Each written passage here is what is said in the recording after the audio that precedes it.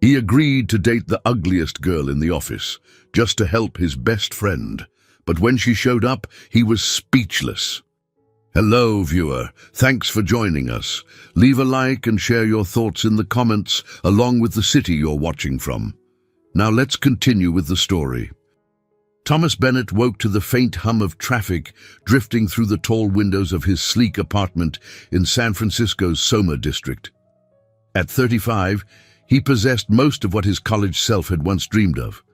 A high-paying marketing position at Westbridge Solutions, a comfortable loft with modern furniture, and a full social calendar of parties and casual dates. Yet as the early morning light crept across the polished floors, a subtle hollowness accompanied his daily routine. He brewed a pot of coffee, glancing at the framed photo on the kitchen counter, an old snapshot of him and his best friend, Carlos Jimenez, back when they were wide-eyed high school kids in Seattle.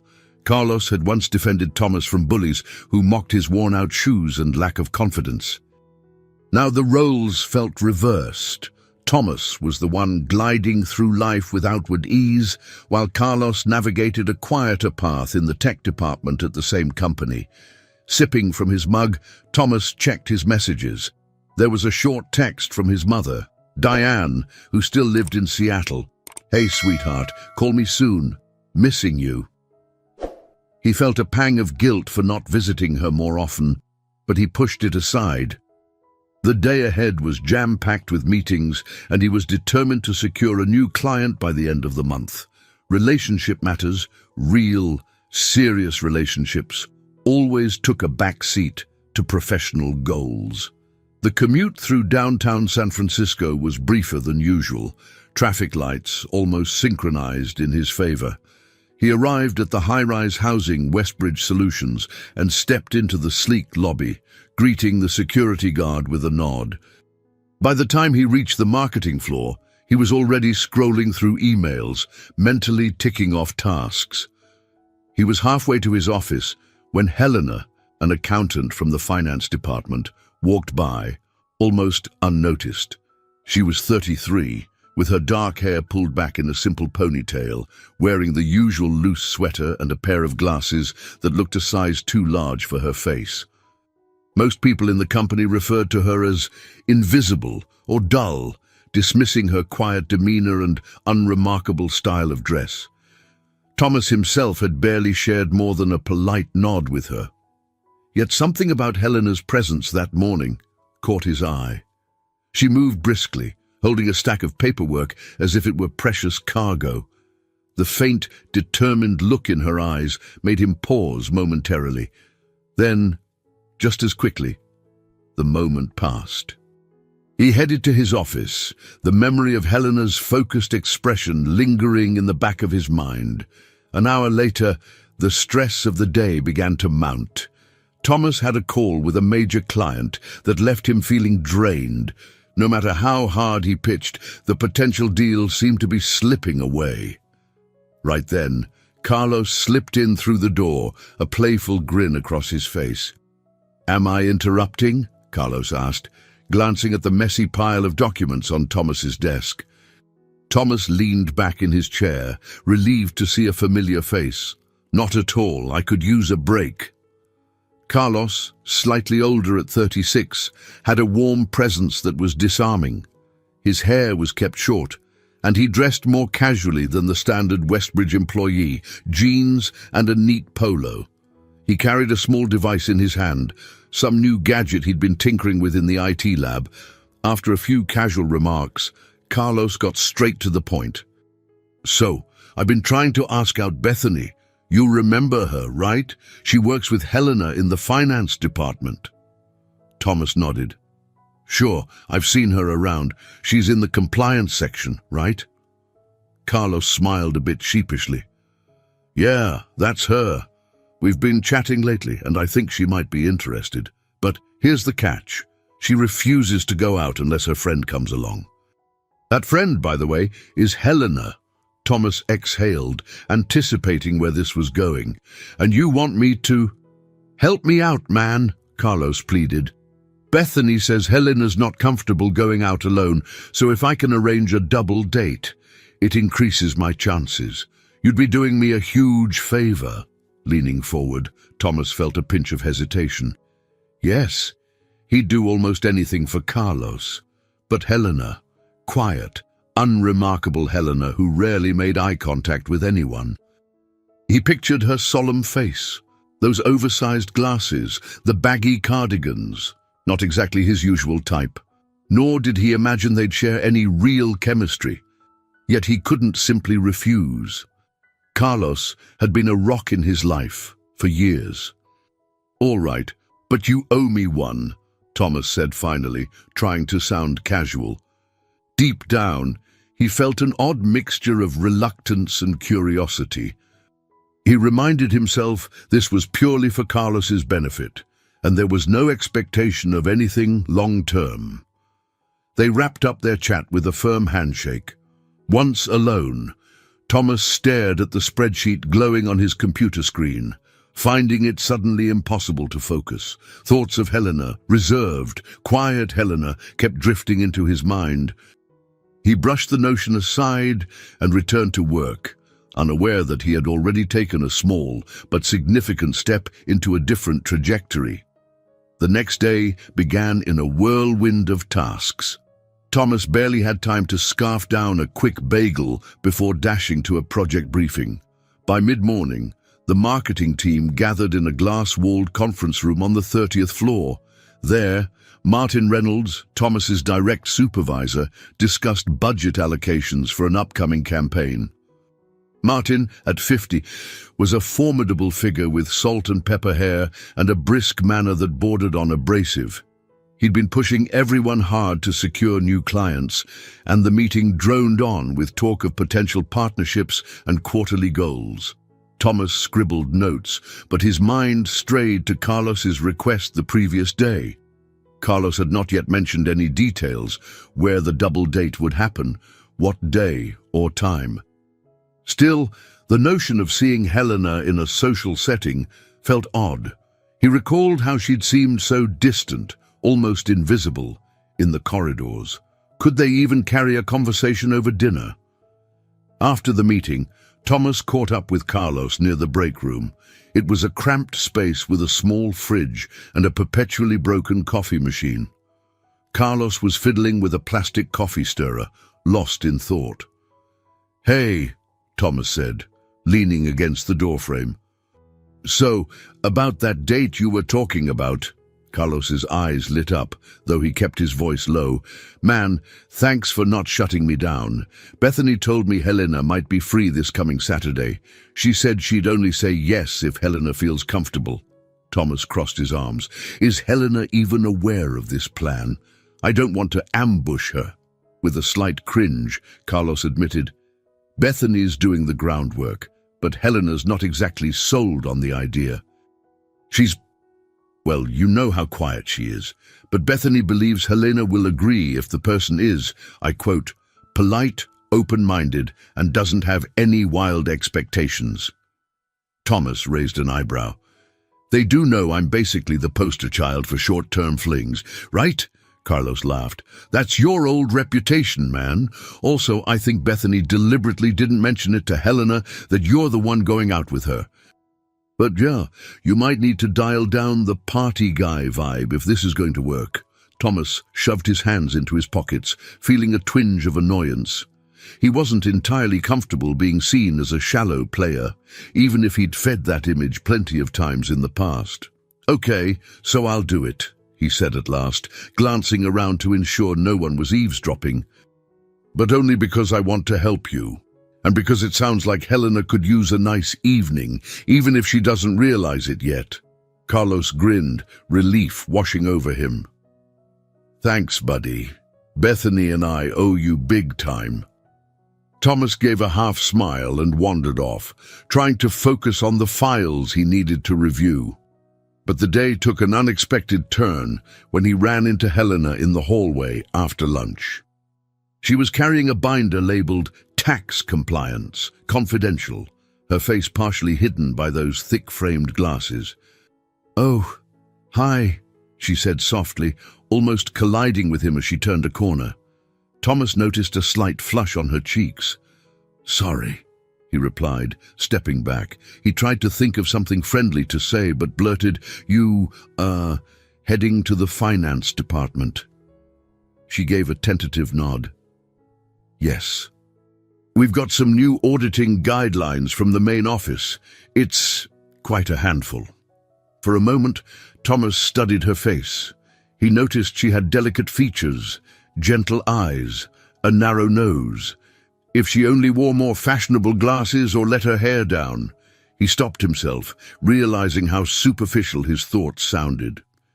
"You seem busy," he said, not sure how else to fill the awkward silence. She mustered a polite smile. "Busy is good. At least it keeps me out of trouble." Thomas chuckled lightly. "I guess so. Anyway, I won't keep you. Good luck with those guidelines." He watched her walk away, suddenly struck by the contrast between her timid exterior and the brief flicker of wry humor in her voice. There was something more to Helena than the standard office gossip suggested. That evening, after hours, Thomas found a note from Carlos on his desk. It read, "Bethany is setting up dinner for Saturday night. She's trying to get Helena on board. Let's keep our fingers crossed." Thomas folded the note and put it in his pocket. It dawned on him that he was diving into this without any real sense of what might happen. He'd simply agreed to do Carlos a favor. How complicated could it be? But an unfamiliar restlessness followed him home, tugging at the edges of his carefully constructed life. By Wednesday morning, a sense of apprehension had settled in Thomas's chest. He'd confirmed with Carlos that Helena was tentatively willing to join them for dinner, provided no big surprises happened. Yet Thomas couldn't shake his own doubts. He sat at his desk, trying to hammer out a draft proposal for a new marketing campaign, but every time he typed a sentence, he found himself rethinking Saturday's arrangement. He didn't know Helena at all. Their only interactions had been fleeting corridor hellos and that awkward moment with the auditing binder. He was accustomed to casual dates, but typically with women who shared his social circles, attended corporate mixers, or were introduced through mutual acquaintances who liked to party. Late in the afternoon, he decided to call Carlos for a quick chat. "Why can't Bethany and Helena just go out with you separately? This double date idea, do we really need it?" On the other end of the line, Carlos sighed. "Dude, you know how some people feel safer with a friend around. Bethany told me Helena has had some tough experiences in the past, guys who thought she was an easy target, just because she's quiet. I guess she's protective of Bethany, or maybe Bethany is protective of her. Who knows? But if we do this, I'm sure it'll help break the ice." Thomas tapped his pen on the desk, suddenly feeling a pang of sympathy. "I didn't realize Helena had been through that. It's pretty messed up. I just don't want her to think I'm being coerced into this." "You're not," Carlos replied gently. "I told you, if you're uncomfortable, we can cancel. But from what Bethany says, Helena seems on board, or at least not entirely against it. Look, I'll handle all the details. We'll make it a small dinner at a quiet place. No pressure." "No pressure," Thomas echoed, ending the call. Still, as the day edged into evening, he felt a mounting anxiety. He thought back to how people at Westbridge Solutions described Helena: invisible, plain, always in the background. He realized that he'd never bothered to look deeper. What kind of person was she behind that cautious demeanor? Did he even have anything meaningful to talk about with her, beyond polite small talk? On Thursday, the tension rose further. Martin Reynolds, the supervisor, cornered Thomas after a staff briefing and criticized his recent performance. "You seem distracted," Martin said, arms folded. "We need closers in this department, Bennett. If you can't land that new client, maybe I'll assign it to someone more focused." Thomas bit back a defensive remark and forced a smile. "I'm on it, Martin. You'll have the pitch deck by Monday." He spent the afternoon trying to salvage the pitch, but his attention kept drifting. By the time he left the office, it was dark outside. He skipped his usual Thursday night outing with some friends at a trendy bar, deciding instead to grab takeout and reflect. As he ate, he scrolled through social media, stumbling upon Helena's profile in the process, an almost empty page with a single profile picture of her at a conference. She wore the same large-framed glasses, her expression calm, as if politely enduring the photographer's request. "It's just dinner," Thomas whispered to himself, placing his phone aside. "This isn't some life-altering event." But the following morning, he woke with a faint knot in his stomach. Saturday loomed on the horizon, and he still hadn't mustered genuine enthusiasm. The more he thought about how he'd been roped into this date, the more uneasy he felt. Sure, it was a favor for Carlos, but it also touched on something deeper. For years, Thomas had avoided letting people see beneath his well-polished surface. Going out with Helena might force him to slow down and actually be real. He arrived at the office with a plan: bury himself in work, finalize his marketing pitch, and ignore the internal debates swirling in his mind. Yet each time he glimpsed Helena from across the open floor, her posture slightly hunched as she typed away at spreadsheets, he felt a nagging sense of responsibility. Was he about to treat her like a charity case or a mere obligation? That afternoon, he spotted Helena once again in the company cafeteria. She was sitting alone, flipping through a worn paperback novel. His footsteps faltered. Should he join her? Say something encouraging about Saturday? Or would that be too forward? The tension in his chest tightened. In the end, he walked away, choosing silence over potentially making things more complicated. He told himself it was better this way, less chance of saying something awkward or giving her the wrong idea. Saturday, after all, would come soon enough. And he was anything but ready. Saturday morning arrived with a rush of sunlight pouring into Thomas's loft. Instead of the usual excitement he felt before a fun weekend plan, he woke up feeling like he had a looming presentation he hadn't prepared for. He stared at the ceiling, recalling his last conversation with Carlos. Everything was set for that evening at a cozy restaurant near Fisherman's Wharf. While brewing coffee, Thomas checked his phone. No new messages from Carlos or Helena. Part of him hoped something would come up and cancel the night, while another part felt guilty, wishing for that. He remembered the fleeting moments he'd observed Helena in the office, her diligence and the quiet confidence she exuded when working through complex financial data. He wanted to discover if there was more to her, but he also feared disappointing her or letting the evening become an awkward mess. Determined to clear his head, he decided on a short run along the Embarcadero. The crisp bay air usually helped him decompress, but today his mind buzzed with scenarios of how dinner might unfold. Would Helena be standoffish, or would she open up once away from the office? He couldn't be sure. When he returned, sweaty and flushed, he found a missed call from Carlos. He returned it quickly. "Hey, what's up?" Carlos's voice crackled with excitement. "Nothing major, just checking in. Bethany told me Helena is definitely coming. I thought you'd want to know." Thomas forced a laugh. "I appreciate the heads up." Carlos hesitated. "Look, if you're nervous, don't be. Helena's actually really nice when you get to know her, and I think she's trying to break out of her shell. Maybe all she needs is a gentle push." As they hung up, Thomas felt the weight of the unspoken question. Could he be that gentle push?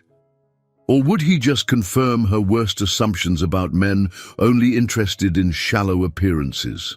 He spent much of the afternoon pacing around his apartment, picking out a shirt, then discarding it, switching ties, and eventually settling on something simple, no suit, just a crisp button-down and dark jeans.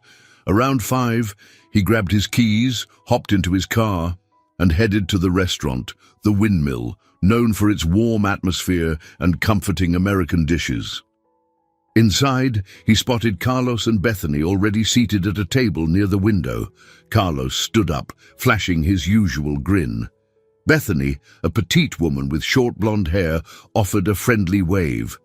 "Thomas, so glad you could make it," Bethany said, her tone warm. "Helena is on her way. She texted me that she's parking." Thomas nodded, sliding into the seat across from them. He couldn't deny the nerves fluttering in his stomach. Within minutes, Helena appeared at the entrance, scanning the tables with a cautious look. Thomas stood, noting that she wore a modest but flattering navy dress, and her hair was loosely tied in a low ponytail. The same glasses rested on her nose, but something about her seemed softer, more open. She approached, and Bethany greeted her with a quick hug. "Helena, this is Thomas," she said, gesturing politely. Thomas extended a hand. "Nice to see you outside of the office for a change." Her expression revealed a trace of uncertainty, but she managed a polite smile. "Yes, likewise." They all took their seats. Carlos and Bethany started with easy banter about work, technology updates, and a recent glitch in the company's finance software. Thomas glanced at Helena, searching for a natural conversation starter. "Bethany told me you're the brains behind those new budget projections," he said quietly, leaning in so Helena could hear him over the low buzz of chatter. She shrugged. "I just run the numbers. The real challenge is getting people to pay attention to what the numbers mean." Thomas smirked. "Well, you made me pay attention when you flagged issues in my team's expense sheets a few months back." Her eyes widened slightly. "I hope that didn't cause too much trouble." "Not at all. You saved us from overspending, actually. I, never properly thanked you." Before Helena could reply, the waitress arrived to take their drink orders. They settled on a bottle of red wine to share, and Thomas felt a wave of relief at the interruption. He needed a second to compose himself. As conversation flowed, mostly guided by Carlos and Bethany, Thomas noticed Helena relaxing bit by bit. She laughed softly at one of Carlos's jokes, and her posture seemed less guarded. At one point, Thomas caught her glancing in his direction, curiosity flickering in her eyes. He wondered if she, too, was thinking how strange it was to share a table after months of passing each other in hallways without more than a nod. The sense of pressure from earlier in the day didn't vanish, but it transformed into a cautious hope. Perhaps, he realized, the real question wasn't about impressing Helena. It was about whether he could allow himself to genuinely connect with someone he barely knew, something he hadn't done in a very long time. By the time their entrees arrived, the initial stiffness had begun to melt away. The restaurant's warm lighting and the comforting scent of freshly baked bread seemed to encourage a more genuine atmosphere. Carlos and Bethany engaged in playful banter about weekend plans, their easy rapport suggesting a budding romance. Meanwhile, Thomas and Helena found themselves in a cautious but intriguing exchange of questions and observations. "So," Helena asked gently, "you've been at Westbridge Solutions for a while now, right? Carlos mentioned you were one of the earliest hires in the marketing division." Thomas nodded, slicing into his grilled chicken. "I joined about 5 years ago, back when we were just a small team. I've seen the place expand like crazy. And you? I heard you came on board almost 2 years ago." Helena sipped her water before answering. "Yes, it was right after I moved from Seattle. My mother, she was ill at the time, and I wanted a job that offered good health benefits and stability. Westbridge seemed like a solid choice." Thomas caught himself leaning in, genuinely curious. "Is she doing better now?" Helena paused, her gaze momentarily distant. "She passed away a few months ago. Chronic heart condition, but she fought it for a long time." A somber hush fell over the small corner of the table. Thomas's chest tightened. He recognized the subtle pain in her voice. This wasn't something she often talked about. "I'm sorry," he said quietly, regretful if he'd stepped into painful territory. "It's all right." She managed a tiny smile. She's at peace now, and I'm finding my own footing here. Just sometimes I feel like I've been floating under the radar, focused on work to keep my mind busy. Thomas nodded in understanding. I can relate, in a way. Work can be a shield, right? You wrap yourself in deadlines and spreadsheets so you don't have to face life's bigger questions. She studied him. I never thought you'd understand that. He chuckled softly, glancing at Carlos and Bethany, who were momentarily engrossed in their own conversation.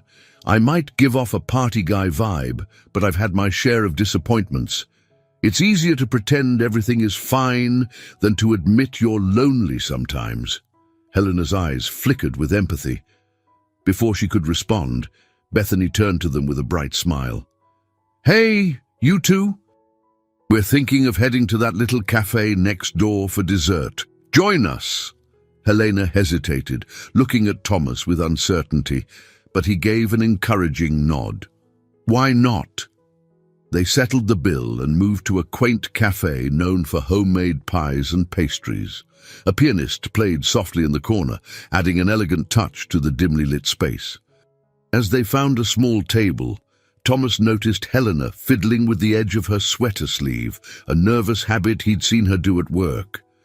Sensing she might be a bit overwhelmed, he turned the conversation to lighter topics, asking about her favorite books and discovering her fondness for classic literature, particularly Russian novels. Tolstoy, he repeated. I've heard of War and Peace, but I can't say I've braved it. Helena laughed quietly. It's not exactly light reading, but there's something about the emotional depth that resonates with me. It shows how people change when confronted with massive upheaval, like war or societal shifts. Sounds intense, Thomas admitted, though he found himself intrigued by her passion. Maybe I'll give it a try someday. Bethany and Carlos soon finished their pastries and stood to leave, politely excusing themselves with the universal pretext of an early start the next day. Thomas suspected they wanted to give him and Helena some space to talk. Helena also seemed to realize this as her cheeks flushed slightly. I guess it's just us, she said, offering a tentative smile. Thomas leaned back in his chair, trying to project a calm he didn't entirely feel. We can head out if you prefer. I don't want to keep you. She glanced around the cozy cafe, the pianist's tune rolling gently in the background. Actually, let's stay a bit longer. I could use the break from Excel sheets and budgets. They spent another half hour chatting about mundane yet strangely intimate details. Favorite childhood memories, their contrasting high school experiences, and the differences between Seattle's rainy days and San Francisco's foggy mornings. Thomas felt a subtle shift in the air, as if with each anecdote they were peeling back layers of guardedness. Eventually, Helena realized it was late. She gathered her purse and rose from the chair. Outside, the night air was brisk, tinged with the scent of salt from the nearby bay. Thomas walked her to her car, an older model sedan that, like her, seemed understated yet dependable. Thank you for tonight, she said softly, meeting his eyes. I wasn't sure what to expect, but this was surprisingly nice. Thomas smiled. I'm glad. Maybe we can do it again sometime. She nodded, though the shyness returned to her features. We'll see, she murmured with a small, genuine curve of her lips. As she drove away, Thomas felt a mix of relief and excitement. He realized he'd taken a step outside his familiar world of short-lived thrills. This wasn't just a favor for Carlos anymore. It was the beginning of something else. Whether it was friendship, romance, or simply a deeper understanding of a person he'd overlooked, he couldn't be certain. But the faint possibility of real connection tugged at him, urging him not to ignore it. Standing under the street lamp, Thomas let out a long breath. He thought of all his well-worn assumptions about relationships. In a single evening, Helena had quietly disrupted many of them. His phone buzzed with a text from Carlos. "Thanks again. Hope everything went okay." Thomas glanced at Helena's car, disappearing around the corner. Yes, he thought, everything might be more than okay. Thomas woke early on Monday, still carrying the warmth of his Saturday night memories with Helena. While he wouldn't call their first shared evening an outright success, there had been moments of hesitation. It had also been far more pleasant than he expected. He found himself wanting to talk to someone about it. Naturally, the first candidate was Carlos, but Thomas hesitated. Carlos already knew the broad strokes. Maybe what Thomas really needed was an outside perspective. After work, he ducked into a small cafe near Union Square, wanting a quiet space to think. To his surprise, he found an unlikely companion already there. Harriet Lewinsky, a senior director from another department at Westbridge Solutions. Harriet was in her late 40s, known for her sharp intellect and fair-minded approach. She had a calm aura about her, a type of confidence that came from years of navigating corporate dynamics. They recognized each other from interdepartmental meetings, but had never spoken much beyond polite greetings. "Thomas Bennett," she greeted, setting down a porcelain teacup on the wooden table. "Fancy seeing you here." "You waiting for someone?" He shook his head, glancing at the half-empty cafe. "No, I was just looking for a place to clear my mind." Harriet offered a gentle smile. "Sounds like you could use some company. Care to join me?" Thomas hesitated, but then thought, why not? It wasn't like he had urgent plans. He took a seat. The cafe smelled of cinnamon and baked pastries, a comforting backdrop to what soon became a surprisingly candid conversation. "How are things in marketing?" Harriet asked, sipping her tea. Thomas shrugged. "Busy, same old demands for growth and client acquisitions. I'm sure you know how Martin can be." Harriet nodded, her brow tightening. "I'm aware. He's not the easiest person to work with. I'm glad I'm not under his direct supervision anymore." After a brief, mutual laugh, the conversation drifted onto personal matters. Thomas mentioned, in vague terms, that he'd recently had dinner with someone from the finance department, someone who challenged his assumptions. Harriet's interest piqued.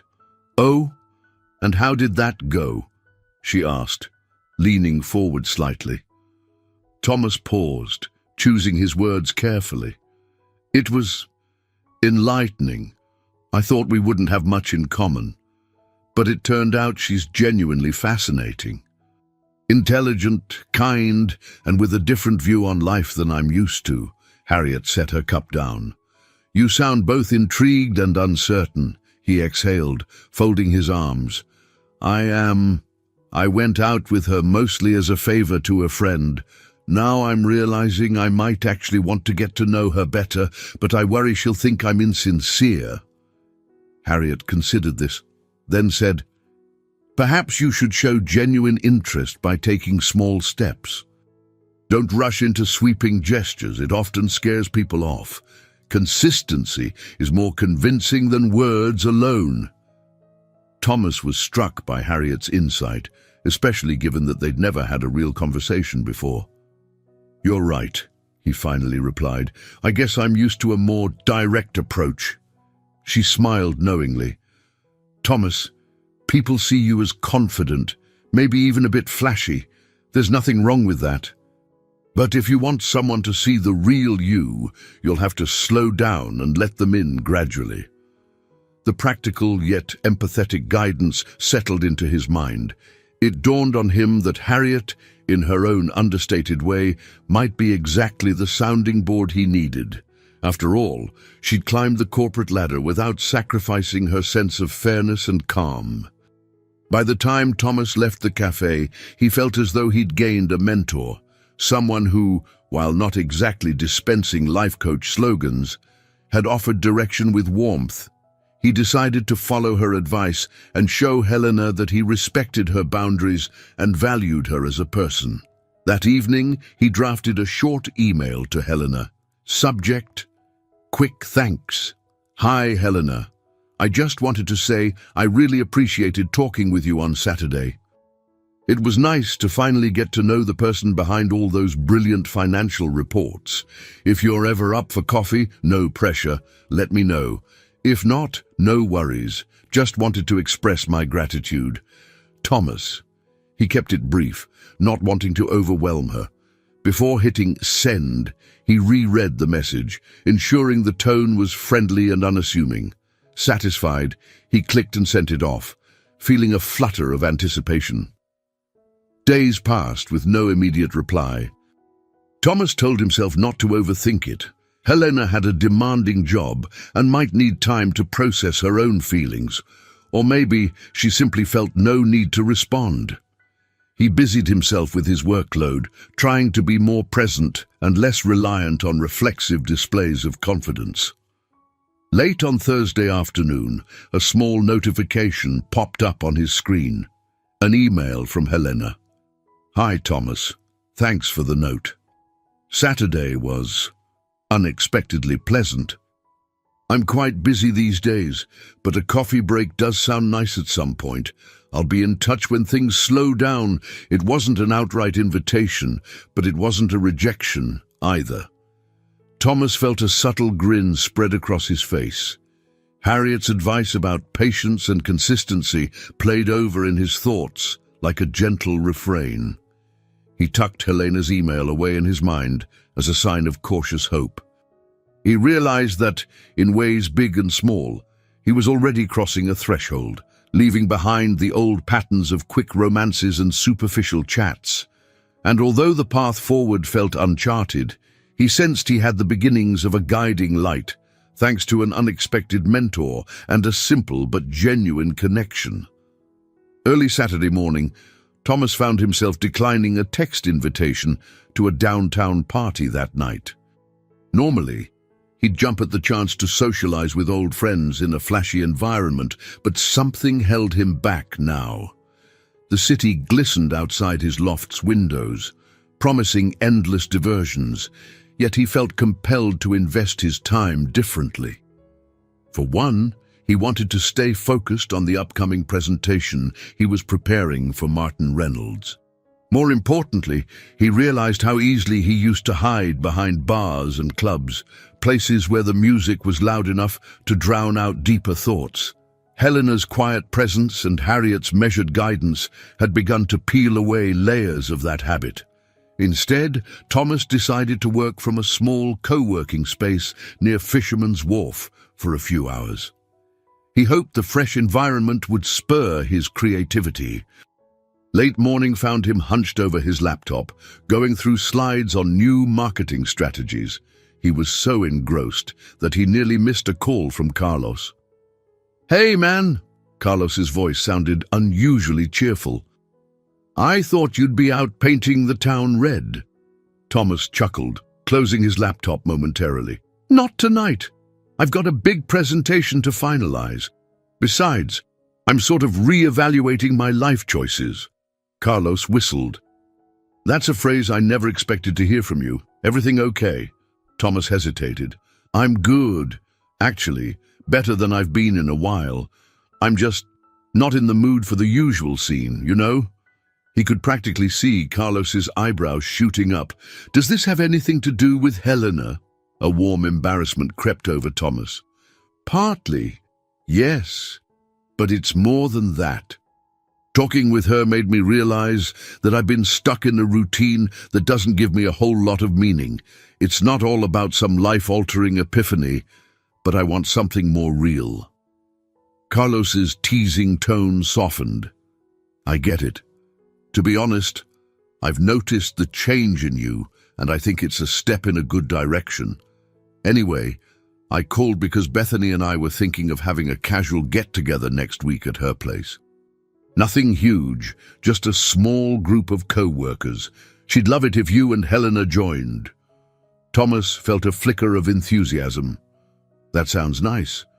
I can't promise Helena will come, but I'll see if she's interested."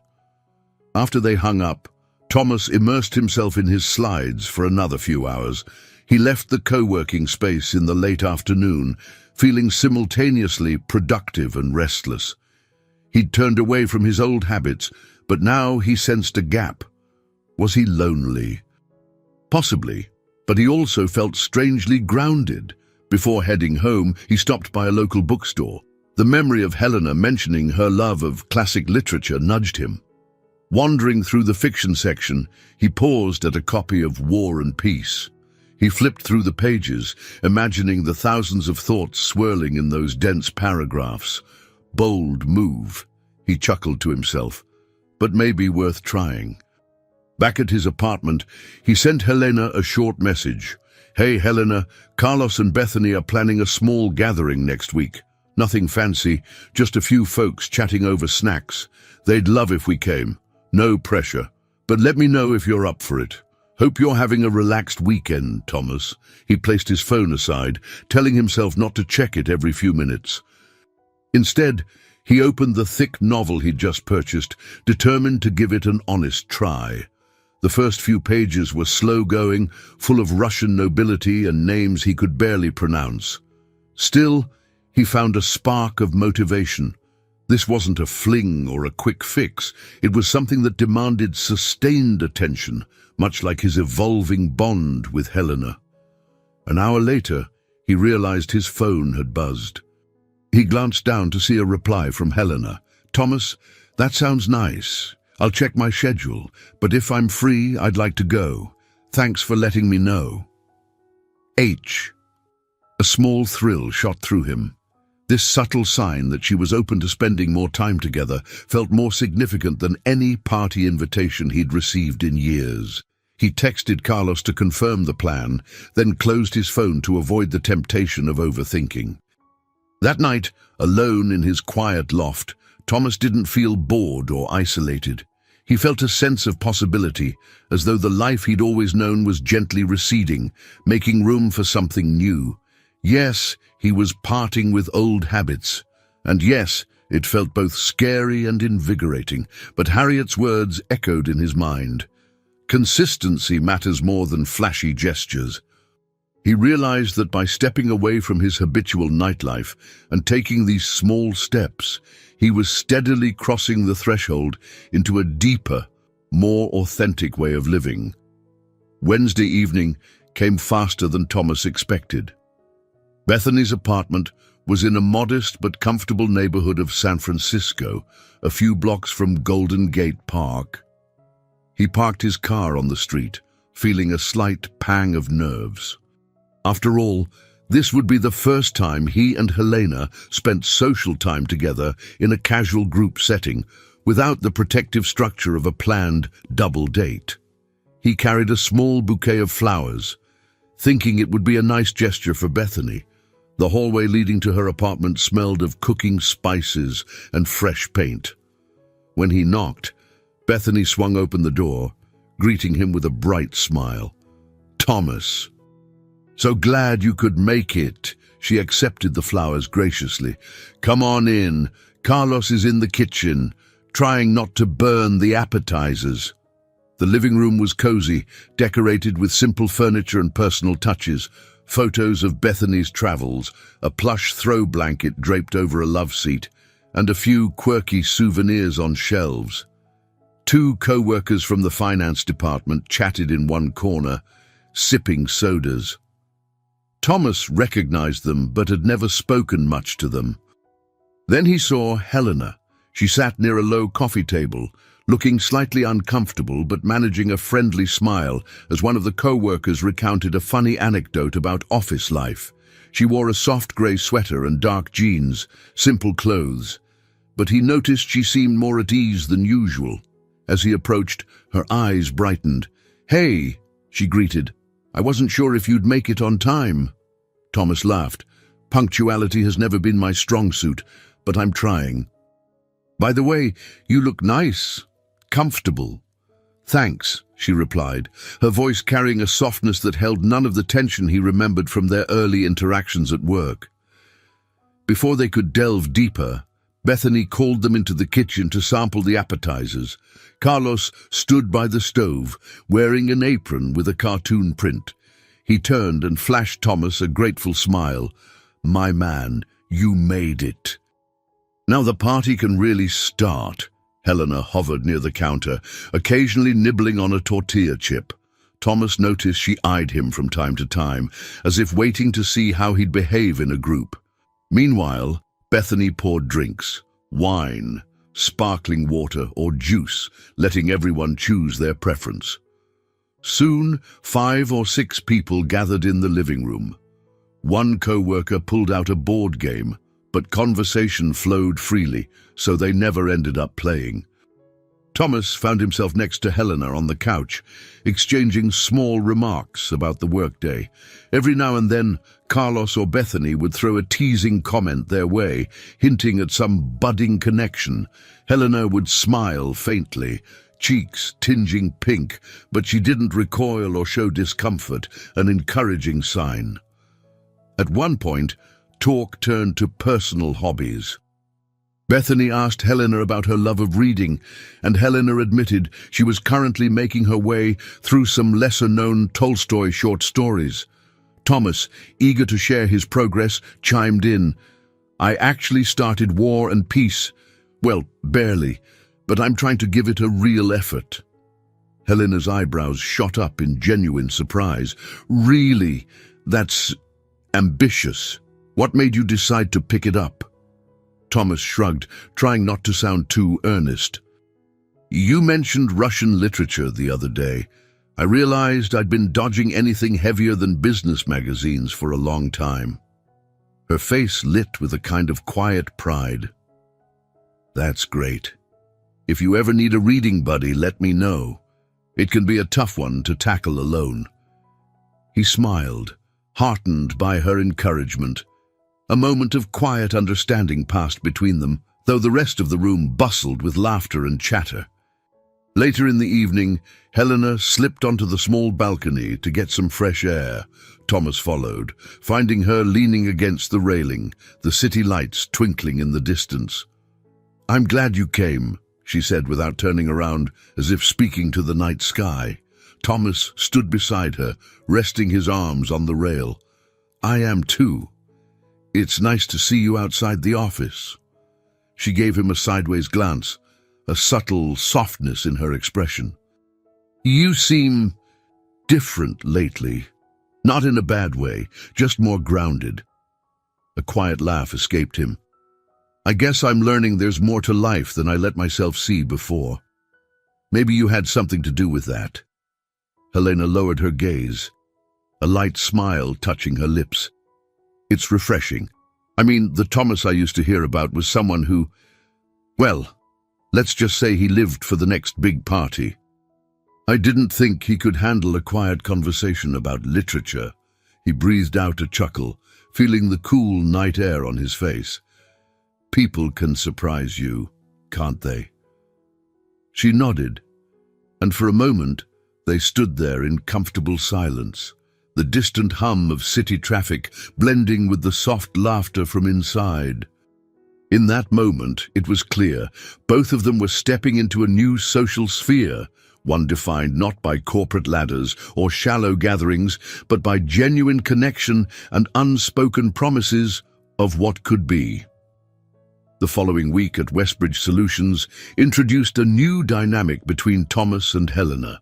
Each morning, Thomas would arrive at his desk with a sense of anticipation, wondering if their paths would cross. Often they did, sometimes in the hallway, sometimes in the break room. While they didn't arrange formal meetups, every encounter carried an undercurrent of evolving familiarity.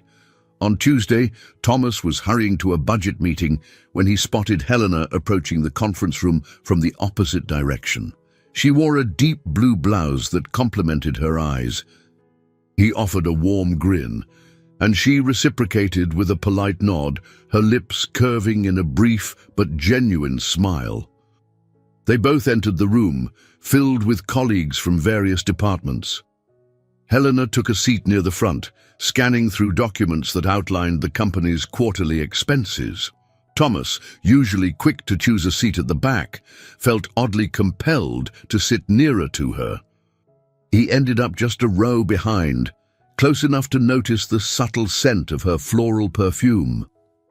During the presentation, Martin Reynolds rattled off numbers, emphasizing the urgent need for cost control. At one point, Helena raised her hand to clarify a miscalculation. Thomas watched in admiration as she calmly and accurately pointed out an error in Martin's slide, prompting him to stammer and correct himself. The rest of the room shifted uncomfortably. Martin was known for his pride, and being shown up, even politely, rarely sat well with him. When the meeting ended, Martin shot Helena a frosty glance before sweeping out. Thomas lingered near the exit, waiting for Helena. "That was brave," he said as she emerged, binder in hand. "And much needed. You saved everyone from misinformation." She shrugged modestly. "I'm just doing my job." He walked with her toward the elevators, the usual bustle of office life swirling around them. "You know, your ability to stand firm like that, it's admirable." Her cheeks tinged pink, though she responded with a touch of sarcasm. "I'm sure Martin appreciated it," she quipped, pressing the elevator button. Thomas laughed softly. "I doubt it, but he'll just have to deal with the truth."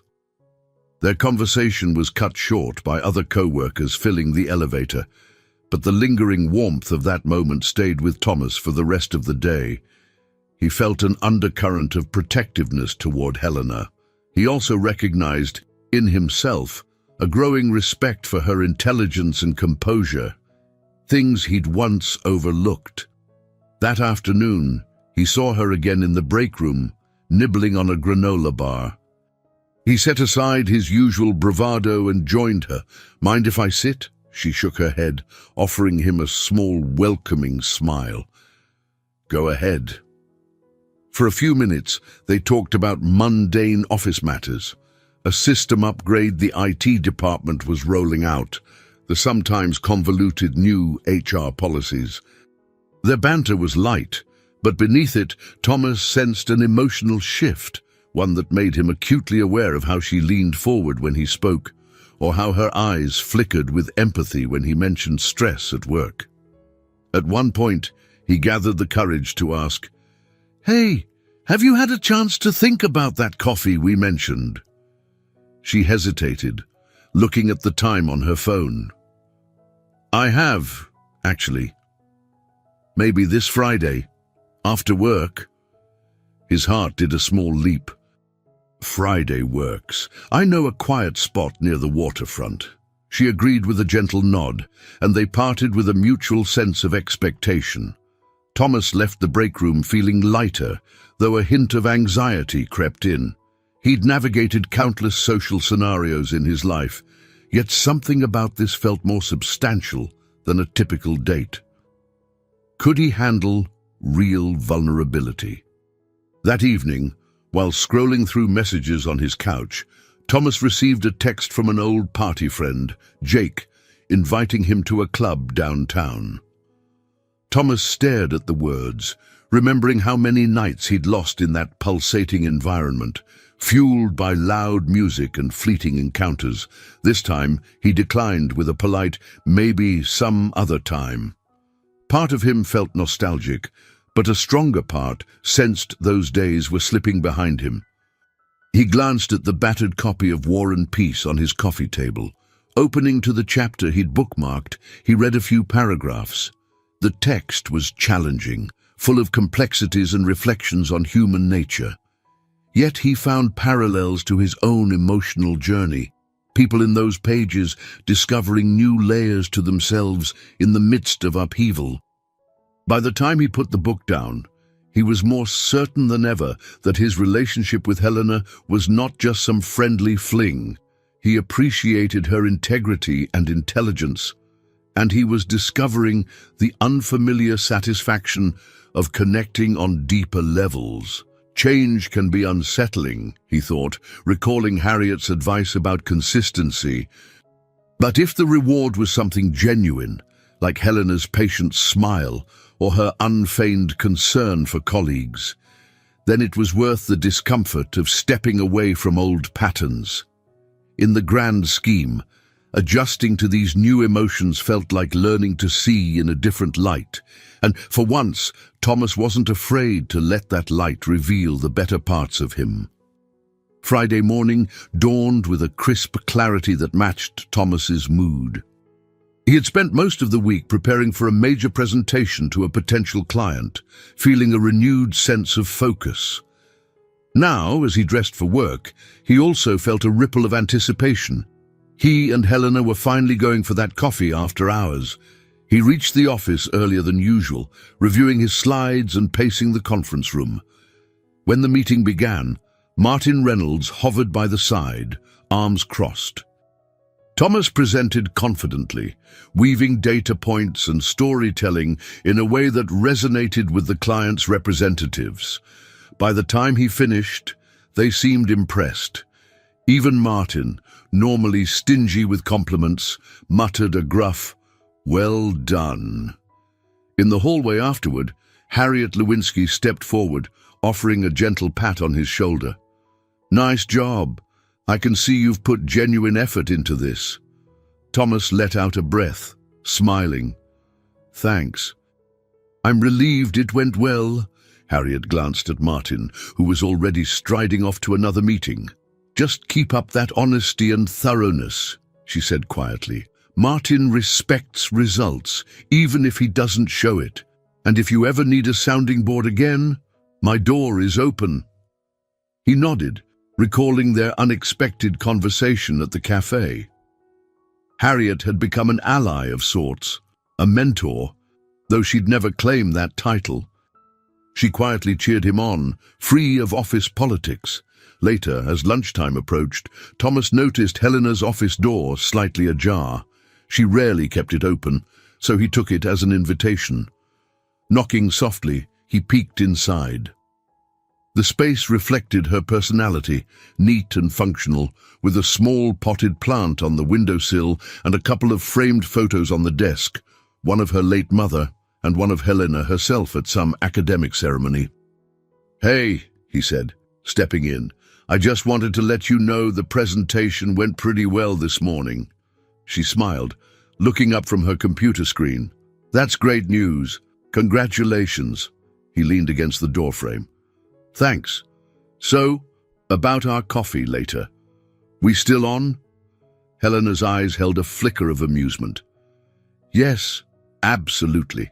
I just need to wrap up these monthly finance reports." "Where should we meet?" Thomas offered the name of a small waterfront cafe he'd discovered by chance a few years back. "Quiet place, good view, decent coffee?" "Sounds perfect," Helena replied, her tone warm. The remainder of the day felt like a countdown to an event that, on the surface, was just coffee. But for Thomas, it signified an important step in breaking old patterns. Come 5 o'clock, he shut down his computer and made his way to the lobby. To his surprise, he saw Harriet there, exchanging a few words with Helena. He caught only snippets. Harriet congratulating Helena on something, Helena nodding in gratitude. He wondered if Harriet was also an ally to Helena, guiding her in the way she gently guided him. Once Harriet departed, Thomas joined Helena. "Everything okay?" he asked. She smiled. "Yes. Harriet was just complimenting me on my thoroughness with the new budgeting system. She said it's a relief to know someone's double-checking numbers." Thomas's heart lifted. "That's exactly what I keep telling people, but you do it quietly, so not everyone notices." Helena shrugged, brushing off the praise. "Ready to go." Together, they walked a few blocks to the waterfront. The cafe wasn't large, a handful of tables by tall glass windows overlooking the bay. A barista greeted them with a friendly wave, and they found a seat near the window where dusk was beginning to settle over the water. Thomas ordered a cappuccino, Helena a simple latte. As they waited, they talked about the usual office shuffle, mergers, potential expansions, the challenges of pleasing management. But once the cups arrived, their conversation veered into personal territory. "It's nice to hear Harriet's been encouraging you," Thomas said, stirring his cappuccino. She's done the same for me. I'm grateful. Helena sipped her latte, nodding thoughtfully. She's a rare type in the corporate world. She sees past office politics and focuses on real human connection. I guess that's why she's respected across departments. Thomas smiled. In a weird way, she's like a quiet compass, pointing us in the right direction. Helena met his gaze, a hint of agreement in her eyes. I never expected someone like her to care about my work. Or about me, honestly. It's easy to get overlooked. He reached out, almost touching her hand, but stopping short. You're not overlooked anymore. People are starting to see your value. She looked down, a faint blush warming her cheeks. Thanks to you, perhaps. I've never been one to draw attention, but it helps to have an ally, you know. Thomas nodded. Feels like we both have a few allies now. Some we expected, some we didn't. They lingered long after their cups were empty, the conversation flowing like gentle waves against the pier. Neither seemed eager to leave. Outside, the sunset bathed the bay in soft oranges and pinks. For a moment, Thomas imagined Harriet's gentle words echoing in his mind, advising patience, authenticity, and kindness. He realized, with Helena sitting across from him in the warm glow of twilight, that he was part of a circle of support he'd never really known before. In that realization, he felt a surge of calm confidence. He wasn't alone. He had people rooting for him, and he was learning to root for others too. The following Monday started like any other, emails to check, calls to return, marketing briefs to revise. Thomas dove into his tasks, riding the wave of renewed motivation, yet by mid-morning he sensed a shift in the office's atmosphere. Whispers and concerned looks exchanged among co-workers hinted that something had gone amiss. He found Carlos in the hallway, fiddling with a USB drive. "You hear what happened?" Carlos asked, voice low. Thomas shook his head, bracing himself. "No, what's going on?" Carlos glanced around, then leaned closer. "Apparently, there's a massive discrepancy in one of the company's biggest accounts. People are pointing fingers at Helena's department because it's a financial oversight. But from what I've heard, it might be a result of poor coordination with another division." Thomas's chest tightened. Poor coordination, or sabotage, Carlos grimaced. Too early to say. But some folks are quick to blame Helena. Since she's been auditing a lot of the accounts, they claim she must have missed something. A flare of protectiveness rose in Thomas. "That doesn't sound like her. She's meticulous." Carlos nodded in agreement. "Exactly. But you know how office politics can be. It's easy to scapegoat a quieter employee." Without thinking twice, Thomas made a beeline for Helena's office. The door was shut, and through the frosted glass he could make out her silhouette hunched over papers. He knocked gently. She opened the door, visibly stressed, dark circles under her eyes. "Thomas," she said in a subdued voice, "I'm guessing you heard." He stepped inside, closing the door behind him. "Carlos filled me in. This can't be your fault." She gestured to a stack of documents on her desk. "I've been reviewing everything for the last 2 hours. So far, I see no error on my end. The numbers line up in my system, but Martin is demanding a meeting to resolve the incident." Thomas inhaled slowly, rage flickering at the edge of his calm. "He wants to pin this on you, doesn't he?" A defeated sigh escaped her. "I don't know what he wants, except to fix the problem without tarnishing the company's reputation. Someone has to take the blame." He took a seat across from her, leaning forward. "Let me help. I can't crunch the numbers like you can, but I can talk to Harriet. Maybe she'll ensure there's a fair review of what really happened." Helena hesitated, eyes glistening with anxiety. "I don't want to drag you into this." "You're not dragging me anywhere," he replied softly. "I'm here by choice." She swallowed hard, nodding. All right. Thomas stood to leave, pausing at the door. Hang in there. We'll figure this out.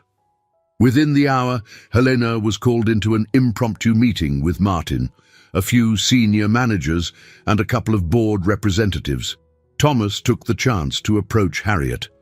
He found her in a corner office, going over files.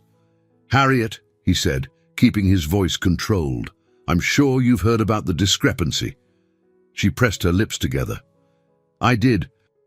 And I suspect Martin is pushing for a quick scapegoat," he explained Helena's situation, describing the thoroughness with which she approached her job. Harriet listened intently, then nodded. "I'll see what I can do to make sure proper procedures are followed. No one should be blamed without evidence." Meanwhile, the meeting ended. Helena emerged, her expression a mixture of frustration and anxiety. Thomas caught up to her in the hallway. "What happened?" he asked, eyes scanning her face. She exhaled shakily. "Martin demanded I produce a full report by tomorrow morning that proves exactly where the error originated. If I can't, he implied I should consider stepping down or transferring to another department." Thomas's pulse pounded. "That's absurd. He's basically setting you up." She forced a calm tone. "I've got tonight to finalize my findings. Maybe if I can prove who really overlooked the issue, it'll clear my name." He glanced around to ensure no one was within earshot. "You shouldn't have to do this alone." Helena looked at him, fatigue evident in her eyes. "I appreciate that. But I've survived plenty of battles by myself. I'm just not sure if I can handle the pressure this time. The stakes feel higher." A fierce determination ignited within him. "You won't be alone. I'll stay late and help however I can, even if it's just organizing files or bringing you coffee." Her lips curved into a grateful half-smile. "Thank you." They returned to their desks, but after hours, when the building had mostly emptied, Helena found Thomas at her office door with a folder of supporting documents he'd gathered from marketing archives. Together, they cross-referenced data points, verifying timelines and calculating budgets. As midnight approached, they discovered a clue, a set of invoices authorized by a different manager, someone in the procurement division, seemed unaccounted for. If that was the root cause, Helena had been correct all along. The error wasn't hers. She shot Thomas a look of relief mixed with uncertainty. "We might have enough to prove my department isn't to blame, but what if Martin ignores it?" Thomas squared his shoulders. "Then we'll take it higher. Harriet, or even the board if we must." Helena's eyes glimmered with cautious hope. "You really are willing to fight for this?" He nodded. "I am, and for you." They worked a little longer, finalizing the report. By the time they packed up to leave, it was nearly 1 a.m. In the silence of the deserted office, they exchanged a look, part gratitude, part worry. This was only the first confrontation. The real test would come in the morning when Martin saw their findings, yet neither of them felt entirely powerless anymore.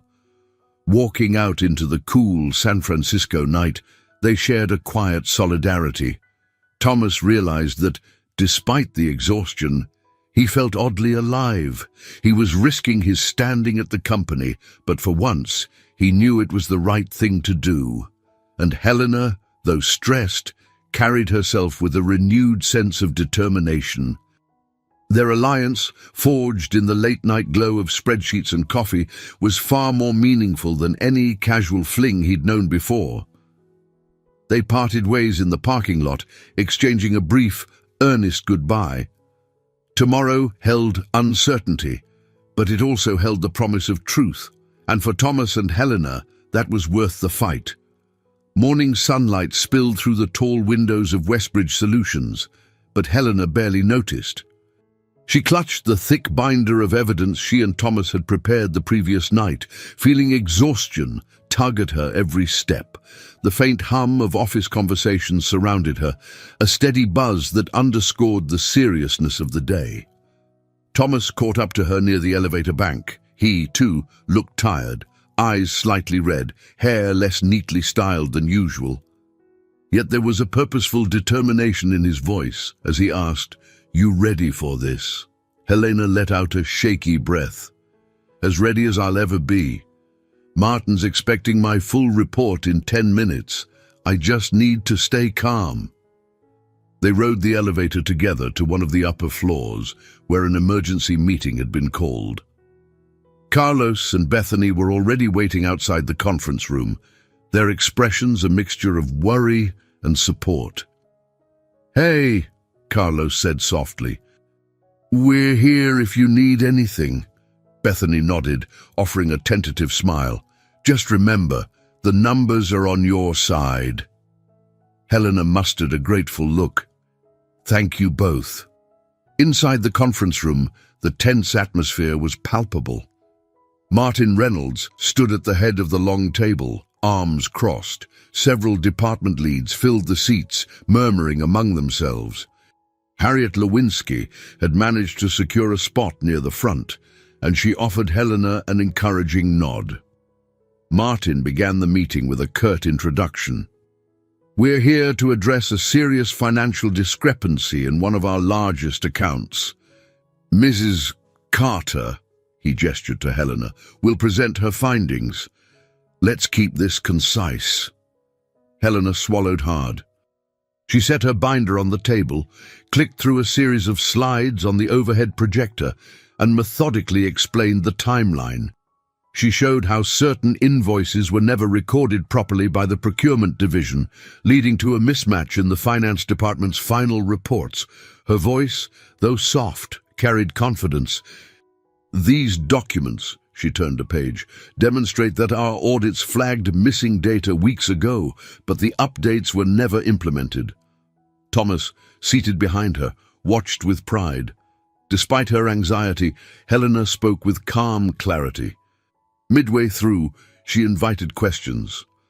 A few department leads pressed her on details, but each time she pulled up data to refute any suggestion of negligence on her part.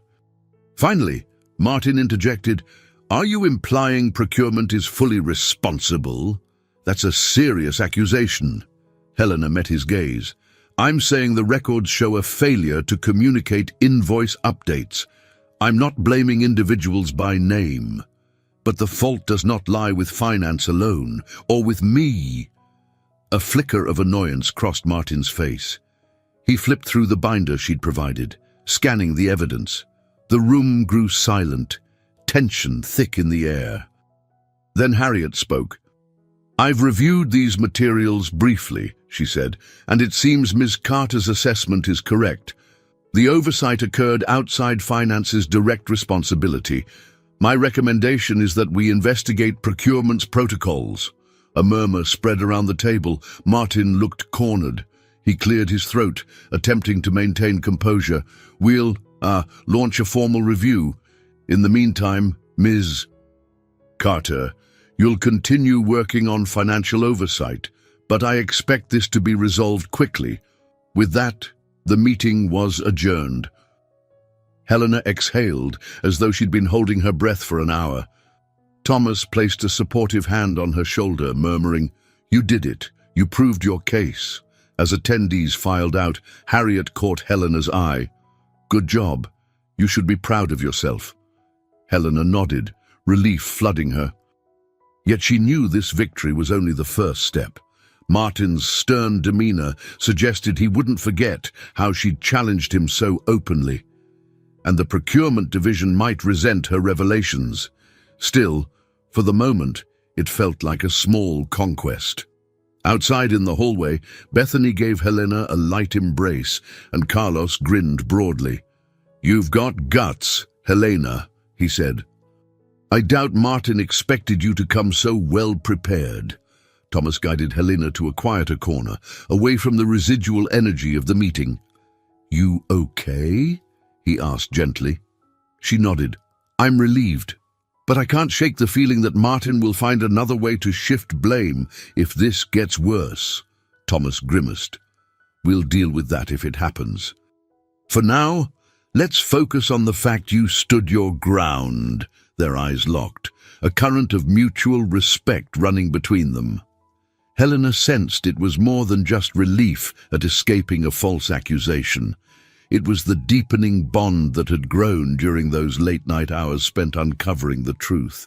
As the day wore on, Helena noticed subtle ripples of this confrontation spreading through the company. A few colleagues from other departments offered quiet nods of encouragement. One or two even approached her to ask questions about proper invoice handling.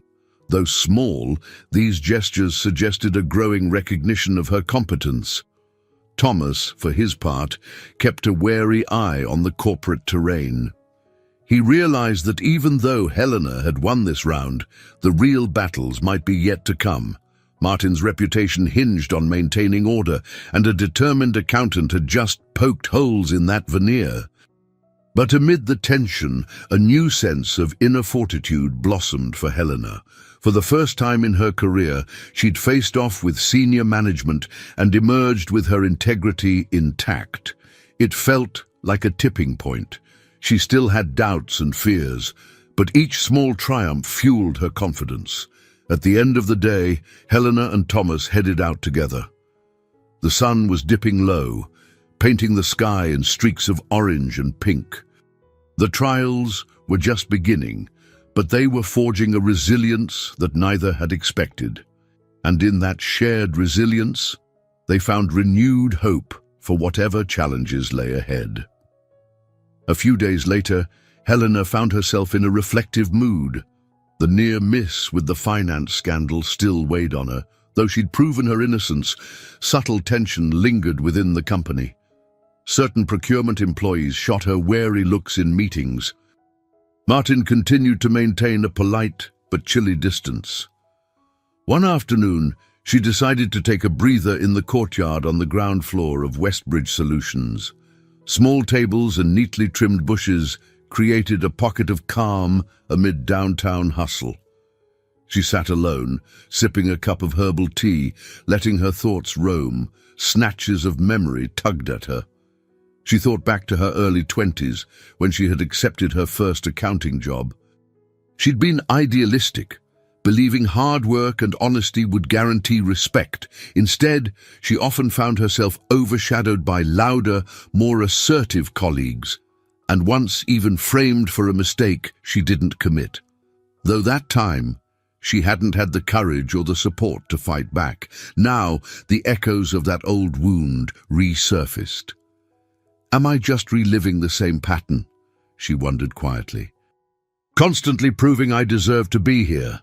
As she wrestled with these thoughts, Thomas walked into the courtyard. The midday sun glinted off his hair, and he had a gentle look of concern. I asked around. Harriet said I might find you here. Helena tried to smile, just needed some fresh air. He joined her at the small table. Mind if I sit? She shook her head, her gaze turning toward the potted plants. No, go ahead. For a moment, neither spoke. The city sounds drifted from afar, car engines, muffled horns, the murmur of passers-by. Finally, Helena broke the silence, words tumbling out more vulnerably than she intended. Sometimes I wonder if I'll always have to fight twice as hard just to be heard. Thomas leaned forward, resting his elbows on his knees. You've proven your capabilities. A lot of people see that now. She nodded, but a bitter edge tightened her tone. Some do, but others, she sighed. I'm not naive. Office politics exist everywhere. I'm just tired of feeling like the underdog. It's a lonely position. A shadow crossed Thomas's face. I understand lonely. I've been there too, though for different reasons. She met his eyes, a question forming on her lips. He sensed it and continued, I used to think the best way not to get hurt was to keep everything on the surface. No serious relationships, no deep attachments. But it ended up leaving me isolated, surrounded by people but alone. Helena studied him quietly, her heart twinging with empathy. I had no idea. He exhaled. It's something I've been reflecting on a lot lately. You're not the only one searching for a healthier place here at Westbridge, professionally and personally. Her hand drifted toward his arm, resting there lightly, a gesture of shared understanding. She was amazed at how easily Thomas opened up now. In the past, he seemed so self-assured, even cavalier. But behind that exterior, she realized, lay a man grappling with his own anxieties. They lapsed into a companionable silence until Helena voiced a lingering thought. I guess the real question is how to keep doing what's right when you're afraid of what it might cost. Thomas looked off into the distance, pondering. Maybe we lean on each other, and others like Harriet, Carlos, and Bethany. We stay ethical, even if it means confronting people like Martin, and we accept that not everyone's going to like it. She breathed in, then out, feeling a measure of relief. You make it sound almost doable. He gave a lopsided smile. That's the thing about fear. It shrinks a bit when you talk about it with someone you trust. Her cheeks warmed. The word trust hung between them like a small, precious lantern. A part of her yearned to trust him fully, but old scars from past betrayals made her hesitant. Still, she sensed Thomas was genuine, a feeling that soothed her usual caution. Eventually, they rose to return to their tasks. Before they parted ways, Helena touched his hand again. Thank you, she said softly, for listening. He gave her hand a gentle squeeze. Anytime. Later that evening, Helena arrived home to her small apartment and set down her purse with a weary sigh. She made a simple dinner, then settled onto the couch, letting the silence of the space wrap around her. Her mother's photo stood on a nearby shelf, a reminder of how quickly life can shift. Helena traced the outline of the frame with her fingertip, remembering the promise she once made, to live in a way that honored her mother's resilience. I won't give up. I can't. She flipped open her laptop, reviewing files in preparation for the ongoing investigation into the procurement fiasco. Martin's reluctance to accept her findings weighed on her, but she felt a new resolve. If she kept her moral center and held onto the support she'd found in Thomas, Harriet, and the others, perhaps she wouldn't have to bear every burden alone. As the night wore on, she couldn't help but reflect. This is where I grow or where I break. And for once, she believed she had the strength to grow. A few more days passed in a tense limbo, with procurement staff quietly grumbling about additional audits. Though no one openly accused Helena of wrongdoing, rumors floated through the halls. Whispers suggested that Martin might push for staff cuts or departmental reshuffling to cover any lingering embarrassment from the discrepancy scandal. Thomas's protective instincts flared each time he caught drift of these rumors. One afternoon, he overheard a pair of junior associates gossiping near the copy machines. Martin's going to throw Helena under the bus. Bet she's the next to go. He felt anger surge.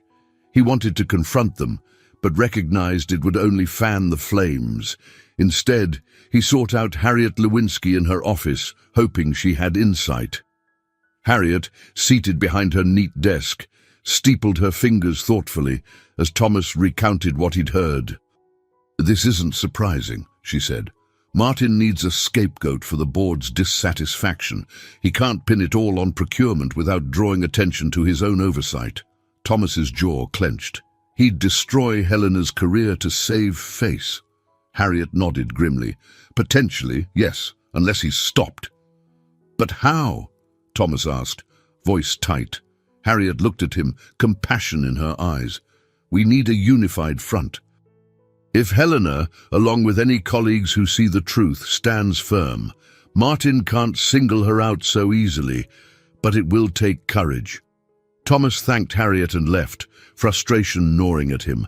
Courage might be what they needed, but Martin wielded substantial power. Is this fight too big? He found Helena in a spare conference room, sifting through spreadsheets. Her shoulders were tense, her focus intense. When she glanced up, the exhaustion in her eyes was clear. "Anything new?" she asked quietly.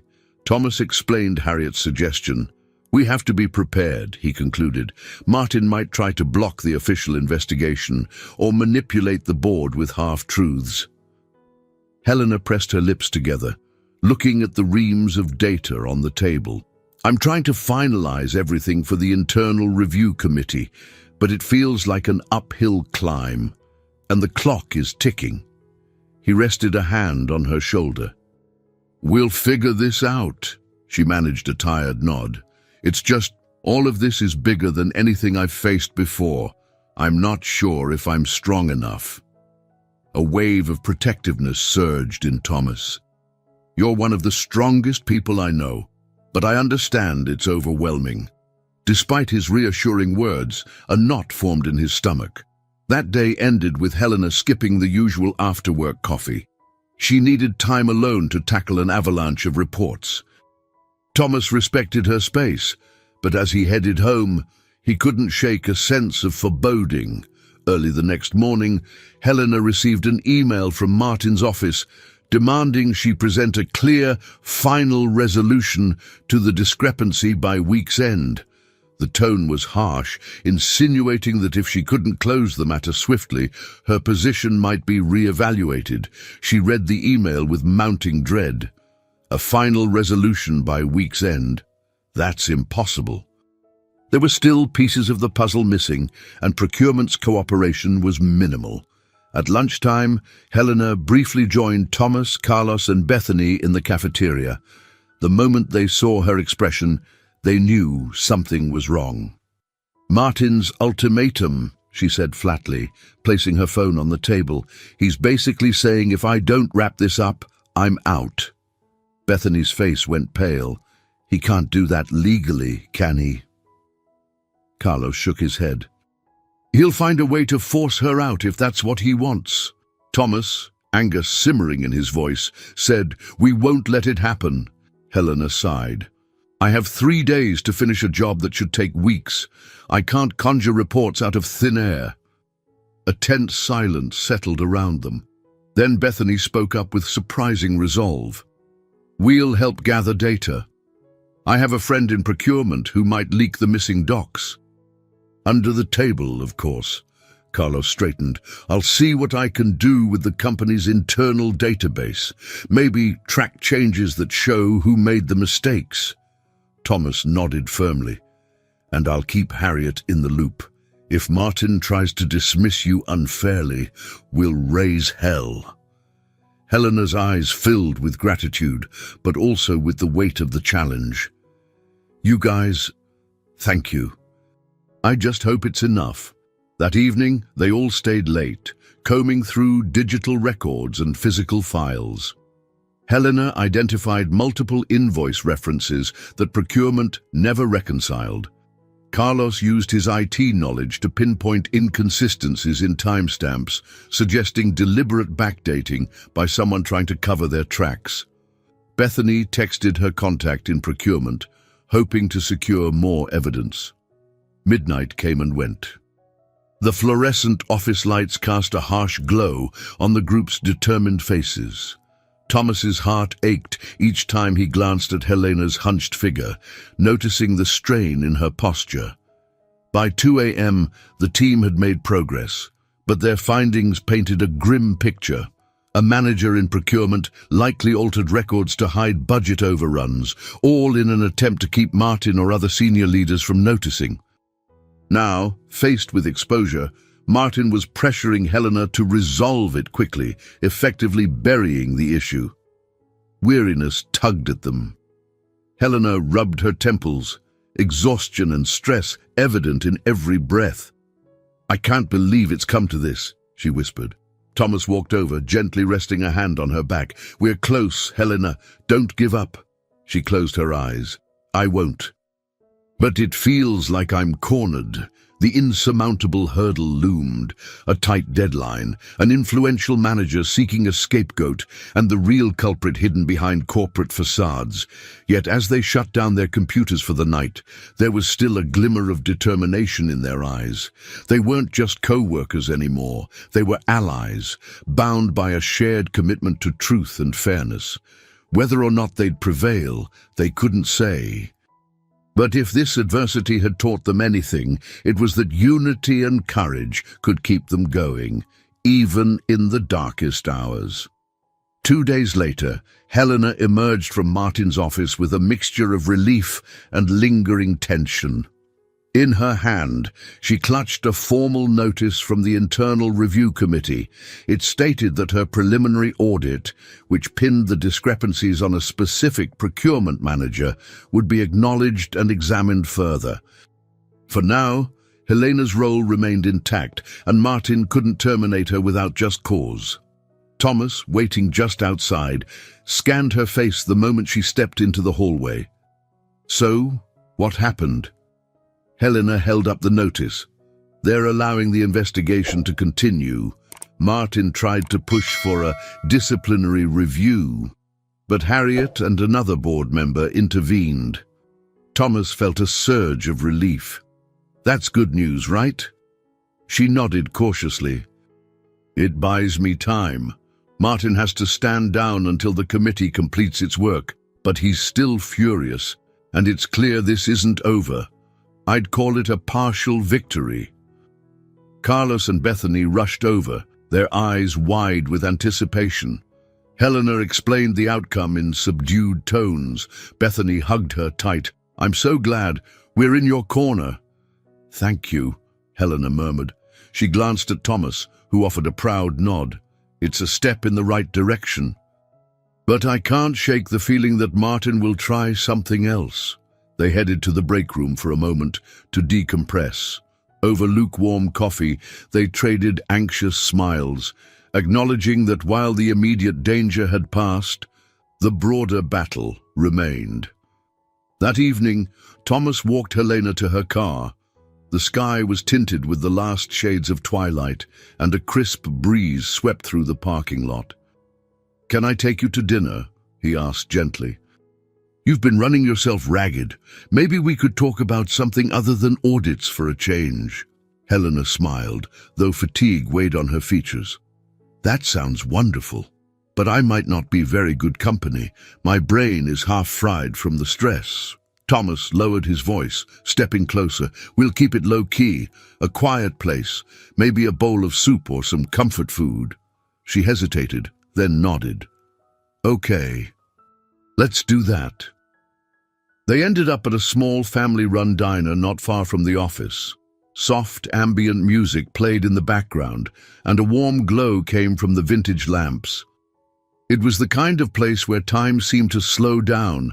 They each ordered a simple meal, chicken noodle soup for Helena, a turkey sandwich for Thomas. As they waited, Helena finally let her guard down, admitting how the ordeal had dredged up old insecurities. "I've always tried to stay invisible," she confessed, stirring her soup. "Part of me believed that if I just did my job quietly, nobody would target me. But this whole situation has forced me to speak up and stand out." Thomas nodded, empathy in his gaze. "I get it. Putting yourself out there is risky, but you're proving how strong you really are." She swallowed a spoonful of broth, reflecting. "I'm learning that real courage isn't about never being afraid. It's about doing what's right anyway." He took her hand under the table, giving it a reassuring squeeze. "Exactly." They ate in comfortable silence for a few minutes, the homey aroma of the diner soothing their frazzled nerves. Then Helena cleared her throat. "There's something else I want to say." He raised an eyebrow, heart pounding slightly. "Go ahead." She looked at him, her eyes softer than he'd ever seen. "I appreciate how you've supported me, not just in the office politics bow, but personally. You've shown me I can trust someone again." Thomas felt a sudden warmth flood his chest. "It means a lot to hear you say that. I've been feeling the same." Like you've helped me see a different side of myself, one that values more than a quick thrill or superficial success." They lingered over their meals, sharing bits of their past, her mother's illness, his estranged relationship with intimacy, both of them discovering they'd found a sort of solace in each other's company. By the time they returned to the car, Helena leaned against the door, her cheeks faintly flushed with emotion. Thomas, sensing the moment's fragility, tucked a strand of her dark hair behind her ear. "Even if it's only a partial victory at work," he murmured, "I feel like we've made some real progress tonight." She smiled, eyes shining. "It's strange to say, but I'm almost glad these challenges pushed us together. I'd have never let my guard down otherwise." He bent forward, pressing a gentle kiss to her forehead. "Then here's to partial victories and to pushing forward." That night, they parted with a mutual sense of hope. Helena still had battles to fight, and Thomas was fully aware of how precarious their positions could be if Martin decided to strike back. But there was also an undeniable shift, a realization that their connection, forged in adversity, was growing into something genuine. Thomas drove home, feeling lighter than he had in years. He carried with him the memory of Helena's relieved smile and the sense that, for once, a small win, no matter how incomplete, could spark a bigger transformation. Friday morning arrived with an unmistakable air of tension hanging over the office. The Internal Review Committee had scheduled interviews with various employees, aiming to gather testimonies about procurement's mishandling of invoices. Helena was among those called in for a detailed, recorded statement. Thomas sat by his desk, rapping his fingers lightly on the surface as he waited for Helena to finish. His heart pounded every time he imagined how Martin might attempt to twist the situation. The partial victory earlier in the week had eased some pressure, but the possibility of a counterattack loomed large. At last, Helena emerged from the meeting room, her features drawn but resolute. Thomas hurried over. "How did it go?" She pressed her lips together. "The committee seemed neutral, took a lot of notes. Martin wasn't in there, which helped. Still, it's exhausting having to lay everything out again." He offered a comforting nod. "You did the right thing." Just then, Harriet Lewinsky appeared, beckoning them both aside. She spoke in hushed tones. "I wanted to give you a heads up. Procurement's manager, Collins, is preparing a statement claiming Helena's audits came in late, which prevented him from rectifying the invoices." Helena's eyes widened. "That's a lie." Harriet nodded sharply. "Exactly, but he'll try to present evidence that you didn't send those flagged reports in time." Thomas let out a frustrated breath. "Do we have anything to prove otherwise?" Harriet glanced around, then said, "Check your emails, archives, everything. If you can show timestamps confirming you sent those reports, that'll undermine Collins' claim." With that, Harriet stepped away, leaving a worried hush between them. Helena took a deep breath. "I'm so tired of feeling like I'm on trial." Thomas rested a reassuring hand on her shoulder. "We'll find the records. Carlos can help." They spent the next several hours combing through archived emails and data logs. Helena felt her muscles tense as she scanned subject lines and file timestamps, searching for the exact thread that would prove her innocence beyond doubt. Eventually, Carlos retrieved old backup files from the company's server and found the crucial exchange. "Here," he pointed to the screen, "you emailed Collins' team 2 weeks before the invoice deadline, alerting them to discrepancies. The timestamps right there." They even replied with a, "Thanks, we'll look into it." Relief washed over Helena. "That's exactly what we need." Thomas grinned, sending the email thread to Harriet as well. "Take that, Collins." By early evening, Harriet confirmed she had submitted the information to the committee. They'd summoned Collins for follow-up questions the next morning. Though the situation remained fraught, Helena could finally breathe a bit easier. Still, as the office emptied out, A deeper fear gnawed at Helena. Even if she cleared her name, Martin might harbor resentment. She feared the long-term impact on her career. She confided in Thomas as they walked to the parking lot. "It feels like every small step forward reveals a steeper climb ahead." He nodded, understanding etched in his gaze. "That's what happens when you decide to stand up for truth. But you're not alone, Helena." "Not anymore." She looked at him, a flicker of warmth in her eyes. "I'm grateful for you. Honestly, I don't know if I'd have made it this far without your support." The next morning, Helena woke with a mix of dread and resolve.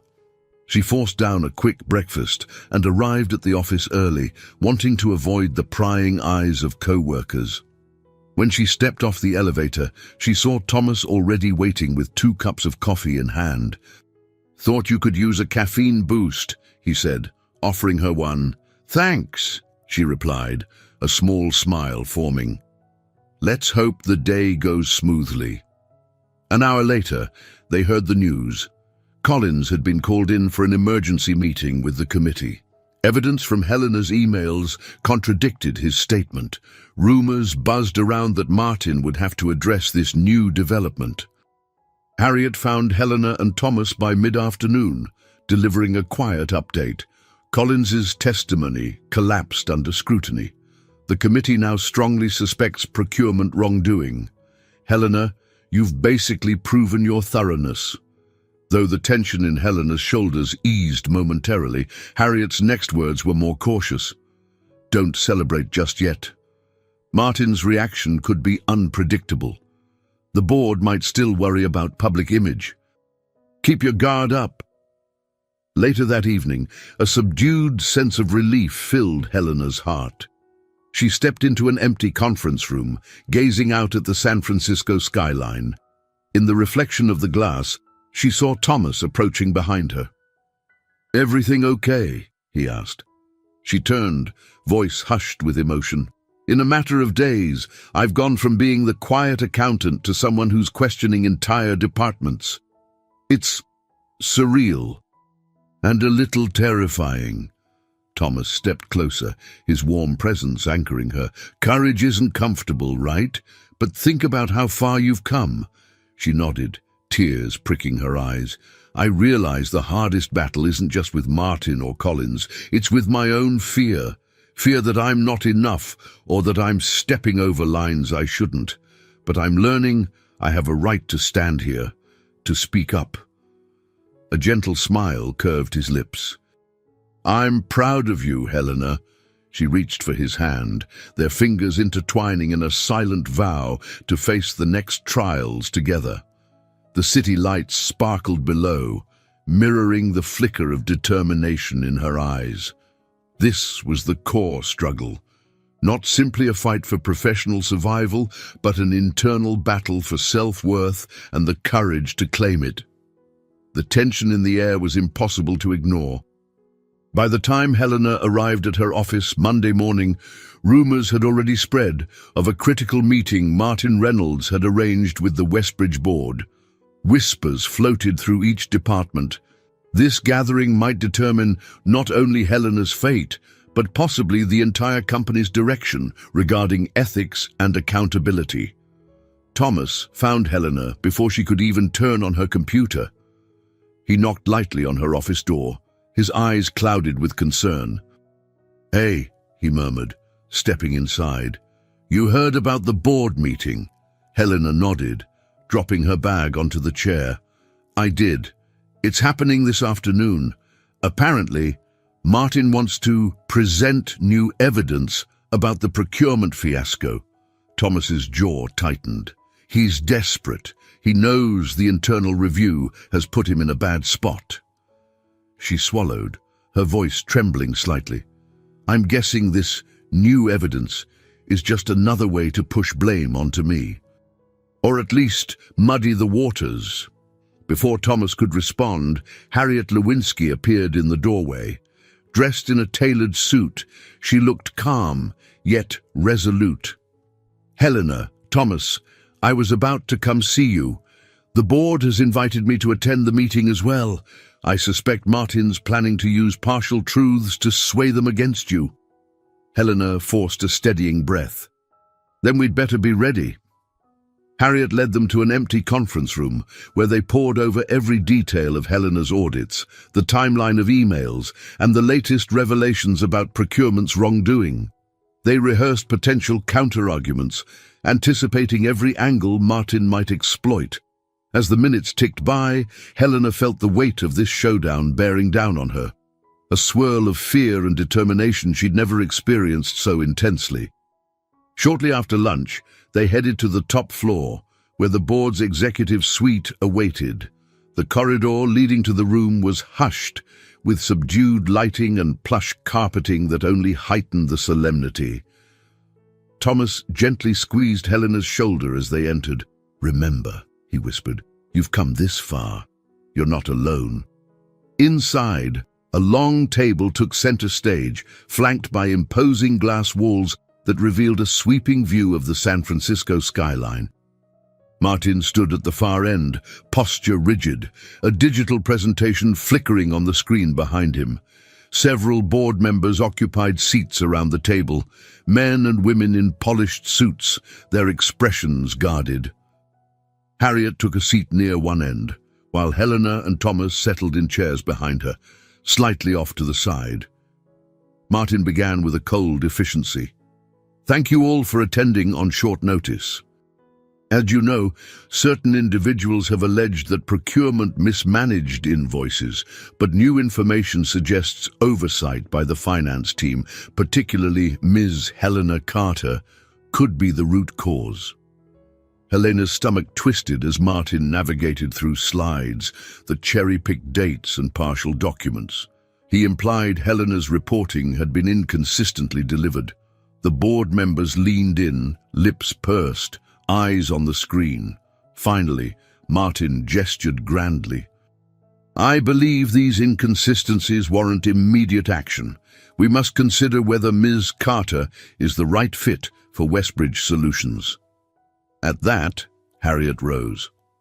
"Pardon me, Mr. Reynolds, but I have data that directly contradicts your narrative." She signaled Helena, who swallowed her nerves and stood. Harriet guided her to the head of the table so she could address the board. Helena's voice trembled at first, but as she recounted the true sequence of events, she found her footing. She displayed a series of emails, each with clear timestamps, to prove she had flagged procurement issues well before the deadlines. Then, Harriet took over briefly, pointing out how Martin had selectively omitted crucial correspondence that would absolve Helena.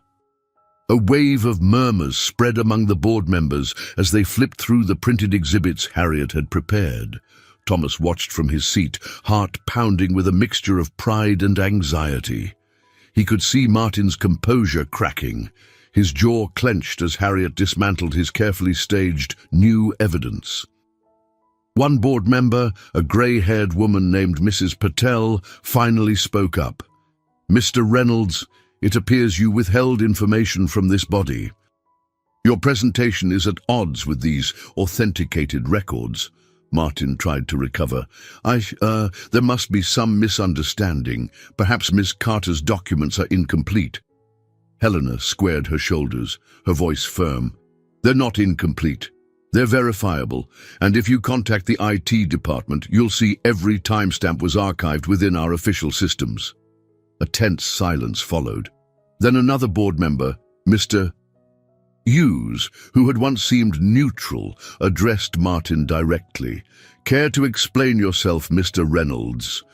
Under the board's scrutiny, Martin stammered. His explanation fell flat. Vague references to procedural errors and miscommunications. It was a stark contrast to Helena's well-organized evidence. As the meeting wound to a close, Mrs. Patel cleared her throat.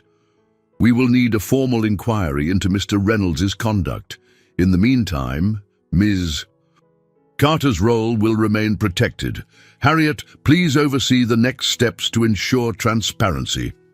The final clang of the gavel-like pen signaled the end of the session.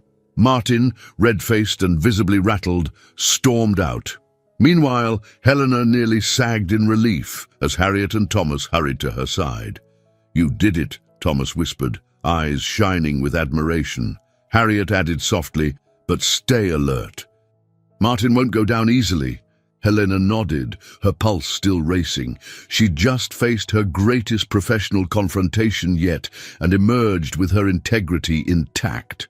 As she stepped into the corridor, the city skyline beyond the windows felt brighter, as though the triumph in that room had flooded her entire world with new light. In the days that followed the pivotal board meeting, Helena felt as though a tremendous weight had been lifted from her shoulders. The official inquiry into Martin Reynolds' actions loomed, but for the moment she was free from his immediate intimidation. Her finances team showed a collective sigh of relief too, no longer under the cloud of blame. Late one afternoon, Helena decided to take a rare personal break. She stepped out of the high-rise and made her way toward the Embarcadero, the bay shimmering under the sun's farewell glow. She found a bench overlooking the water, its gentle waves lapping against the piers. Seagulls called out overhead, and the crisp, salt air reminded her of her first weeks in San Francisco, when she'd arrive at dawn just to catch a glimpse of the bay before heading into the office. She sat down, letting her mind wander over the roller coaster of events. How close she'd come to losing everything she'd worked for. How she had braced herself for the worst, believing her quiet diligence might never stand a chance against a powerful manager's schemes. Yet here she was, still employed, recognized for her honesty, and more connected to colleagues than ever before. Her phone buzzed. A text from Thomas. "You off work yet? Want to meet for a walk?" She smiled, typing back a quick reply with her location. 10 minutes later, he appeared in the distance, hands tucked into his coat pockets, a cautious smile on his face. "Hey," he greeted, taking a seat beside her. The breeze ruffled his hair, and she noticed the slight tiredness in his eyes, likely from his own work demands. "Hey," she echoed, shifting to face him. "Thanks for coming. I just needed to decompress." He nodded. "Makes sense." "Everything's been intense." He reached out, brushing her hand lightly with his fingertips. "How are you holding up?" She thought for a moment. "Better than I expected." The board's reaction was a relief. "I know Martin's next move is uncertain, but at least I'm not under immediate threat." Thomas exhaled a soft laugh, gazing out at the water. "There was a time I'd have said all this was too risky, standing up to someone like Martin, challenging the corporate hierarchy. I would have told you to lay low, keep your head down." Helena turned to him, curiosity bright in her eyes. "So what changed?" He smiled wryly. "You did, I guess. Or you changed me. I saw how living in fear or complacency actually damages more than it protects. Also, Harriet and Carlos showed me a different perspective, one where integrity and loyalty mean more than a fast track to a promotion." Helena's heart softened at his words, and she found herself leaning her head gently on his shoulder. "I'm glad you chose this path." They sat for a while, watching the sun dip lower. The sky blazed with streaks of pink and orange, a quiet spectacle of nature that contrasted with the corporate battles they'd been fighting. The gentle lull of the bay was almost hypnotic. Eventually, Helena straightened. "You know," she began, "it's not just my job that I nearly lost. If things had gone the other way, I might have never felt comfortable getting close to anyone at work again. No real friends, no chance to open up." She paused, glancing up at him. "I'm grateful that didn't happen. I'm grateful for you." Thomas turned and caught her gaze, sincerity lighting his eyes. "I'm grateful too. For the record, I'm the one who should be thanking you for helping me see a better version of myself than I thought possible." A comfortable silence settled over them. The air grew a bit cooler, and Helena shivered. Thomas draped an arm around her, offering both warmth and a sense of safety she hadn't realized she craved. Something about the moment felt healing, as though the chaos of the past weeks was receding to let them both breathe freely. They eventually rose to walk the length of the pier, arms linked. Helena pointed out a passing ferry, and Thomas joked about how he'd once gotten seasick on a company retreat. Their laughter drifted on the wind, a sweet reminder that life could hold such simple joys, even amid workplace strife. When they parted ways at the BART station, Helena felt calmer, a quiet resolve pulsing through her. The day's glow lingered in her mind, a soft reassurance that while the battle with Martin might not be fully over, she had already found a measure of victory. In the reflection of the train window, she caught sight of her own faint smile. She was healing, not just from this latest ordeal, but from old wounds of being dismissed, overlooked, or used, and that, in itself, was a precious reward. Over the next few weeks, the inquiry into Martin's conduct rolled on. Investigations, interviews, and confidential memos swirled around Westbridge Solutions, each new revelation pointing to corners of corporate oversight that had long been neglected. Harriet played a significant role, ensuring the process remained fair. Helena, meanwhile, focused on her day-to-day work and tried not to let the lingering uncertainty consume her thoughts. Thomas noticed a shift in Helena, an undercurrent of confidence she'd never exhibited before. At first, it revealed itself in small ways, the way she spoke up during finance meetings, no longer waiting for permission to share her insights, how she reached out to other departments to clarify data without hesitation. Even her posture changed. Shoulders rolled back, chin raised, as if she finally believed she belonged in any room she walked into. One afternoon, while finalizing a marketing pitch in his office, Thomas saw Helena pass by. He called out, "Got a minute?" She stepped in, hugging a stack of folders. "Sure, everything okay?" "Better than okay," he said, setting aside his laptop. I wanted to tell you how impressed I am with the way you've carried yourself lately. You're not afraid to speak your mind. It's pretty inspiring." A blush touched her cheeks, but her smile was genuine. "Thank you. I guess I'm just tired of feeling small. The whole ordeal with Martin forced me to see that I do have a voice, and it matters." Thomas leaned forward, elbows on his desk. "That's exactly it. I feel like we're both changing in ways we didn't plan." He hesitated for a moment, searching for the right words. "To be honest, I used to worry that you'd never see me as anything more than some office flirt. And sometimes, I wasn't even sure if I wanted to be more than that, you know?" Her expression softened. "I used to believe I was only good at numbers, that nobody really wanted to know the person behind the spreadsheets. You helped show me otherwise." He reached out and gently took her hand over the desk. "We're both stepping out of old labels, I guess." She smiled again, then cleared her throat, returning to a more businesslike tone. "On a different note, Harriet asked me to help with the revised auditing protocols for next quarter.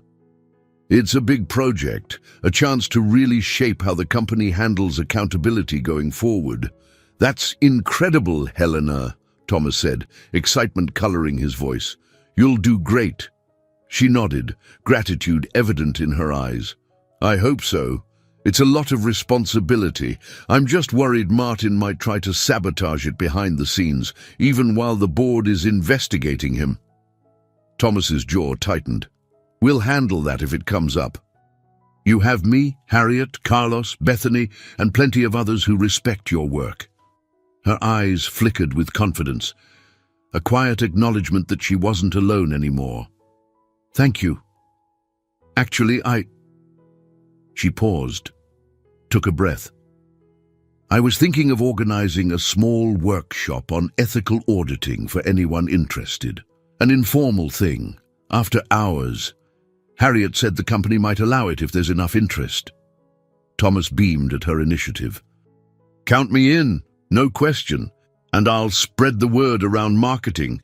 People could use some clarity on finances, and you're the best person to teach it. A mixture of pride and humility lit her face. We'll see if it takes off. If it does, it'll be a sign that Westbridge is truly changing too. They parted ways, each heading to separate tasks. But the interaction left Thomas feeling more energized than he'd been in years.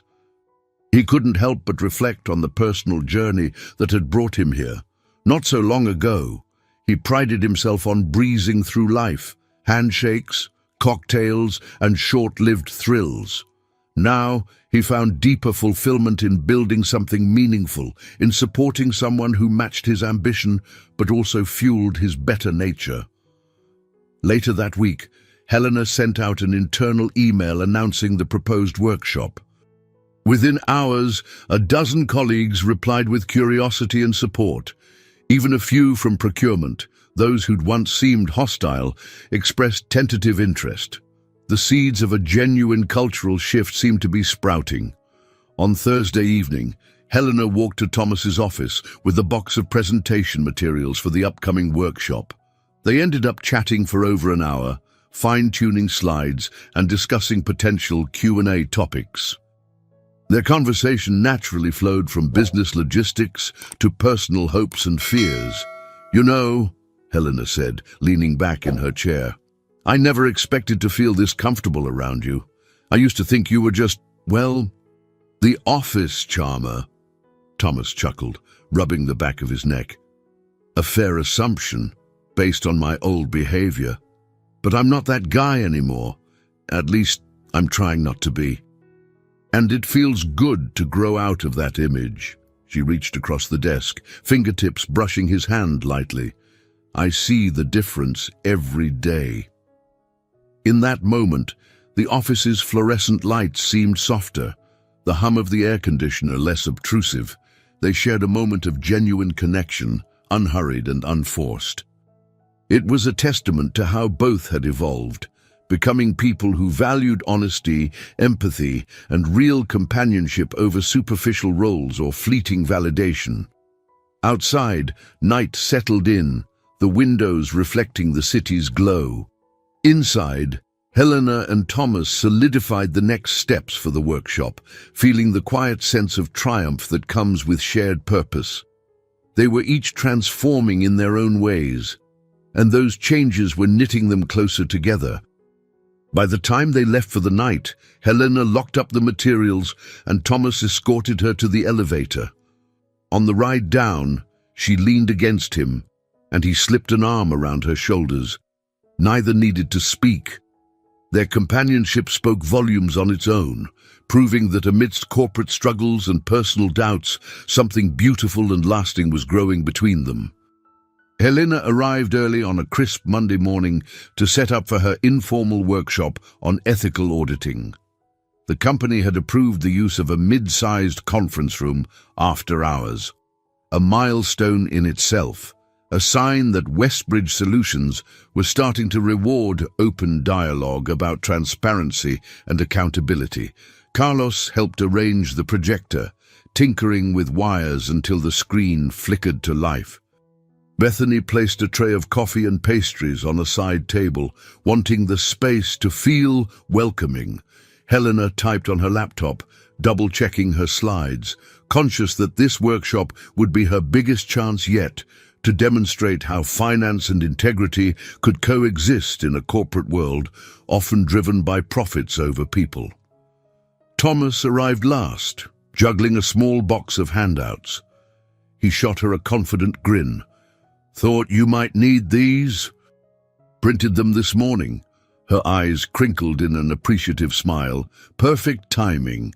A few employees filed in, including several from finance, a couple from marketing, and a surprisingly large contingent from procurement, though not the manager at the heart of the scandal.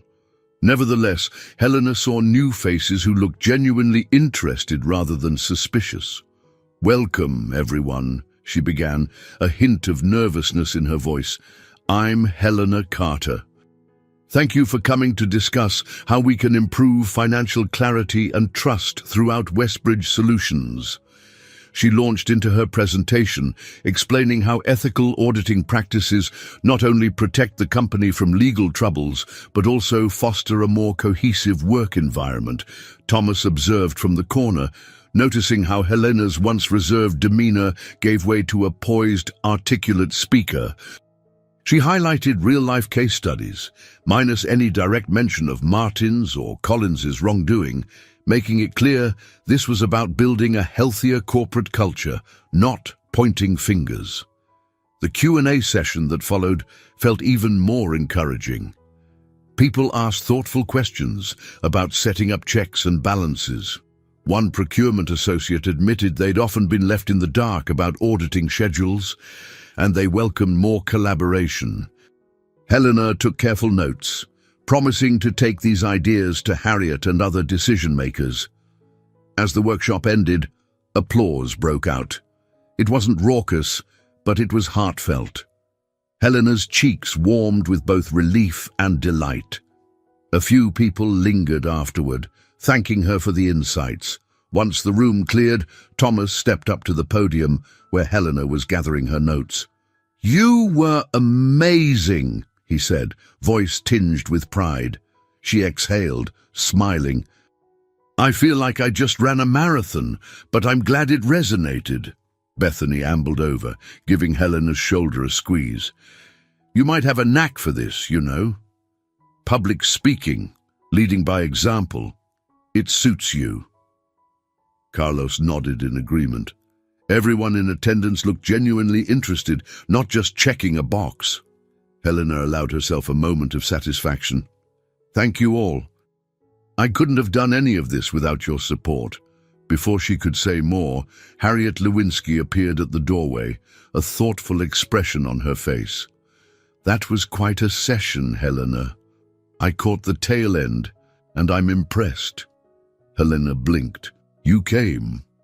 Harriet inclined her head. "I've been tracking your progress. The board is also very curious about any initiatives that promote transparency. After seeing this, I think they'll be even more inclined to support reforms once the inquiry concludes." A hum of excitement passed through the small group. Harriet's presence signaled that their push for accountability was gaining serious traction. As they packed up, Harriet pulled Helena aside. "By the way, we've scheduled a final hearing regarding Martin next week. The board will review all evidence gathered, yours included." Helena's heart fluttered. "So soon?" Harriet nodded. "Yes, my sense is that Martin has run out of maneuvers, but I won't underestimate him. Keep your documents organized and be ready to reiterate your findings. If he tries one last stunt, we need to respond decisively." Helena felt Thomas's hand lightly press at her back, grounding her. "We will," he said on her behalf, his voice confident. For the next several days, Helena focused on gathering all the resources she might need for this final hearing. She and Carlos updated their digital logs of communications with procurement, while Harriet drafted an official summary of Helena's audits. Thomas reached out to a few influential figures in marketing and HR who had witnessed Martin's aggressive tactics, encouraging them to testify if needed. Bethany, ever organized, assembled a timeline of events in a concise format. A sense of purpose united them in those hours after the workshop. No one wanted to see Martin slip away from accountability after all the trouble he had caused. And for Helena, it went beyond a matter of personal vindication. She felt a responsibility to ensure that any wrongdoing was addressed so the entire company could move forward with integrity. At night, she found herself both hopeful and anxious. Thomas reminded her that no matter the outcome, she'd already proven her worth and gained allies who valued her contributions. She clung to that reassurance, preparing for what felt like the culmination of her struggle, a final confrontation that would either solidify her place at Westbridge Solutions or threaten to undo everything she'd built. Yet, as the date approached, Helena noticed an odd calm settling in her. She realized she trusted not just her evidence and her colleagues' support, but also herself, Her instincts, her moral compass, her newfound resilience.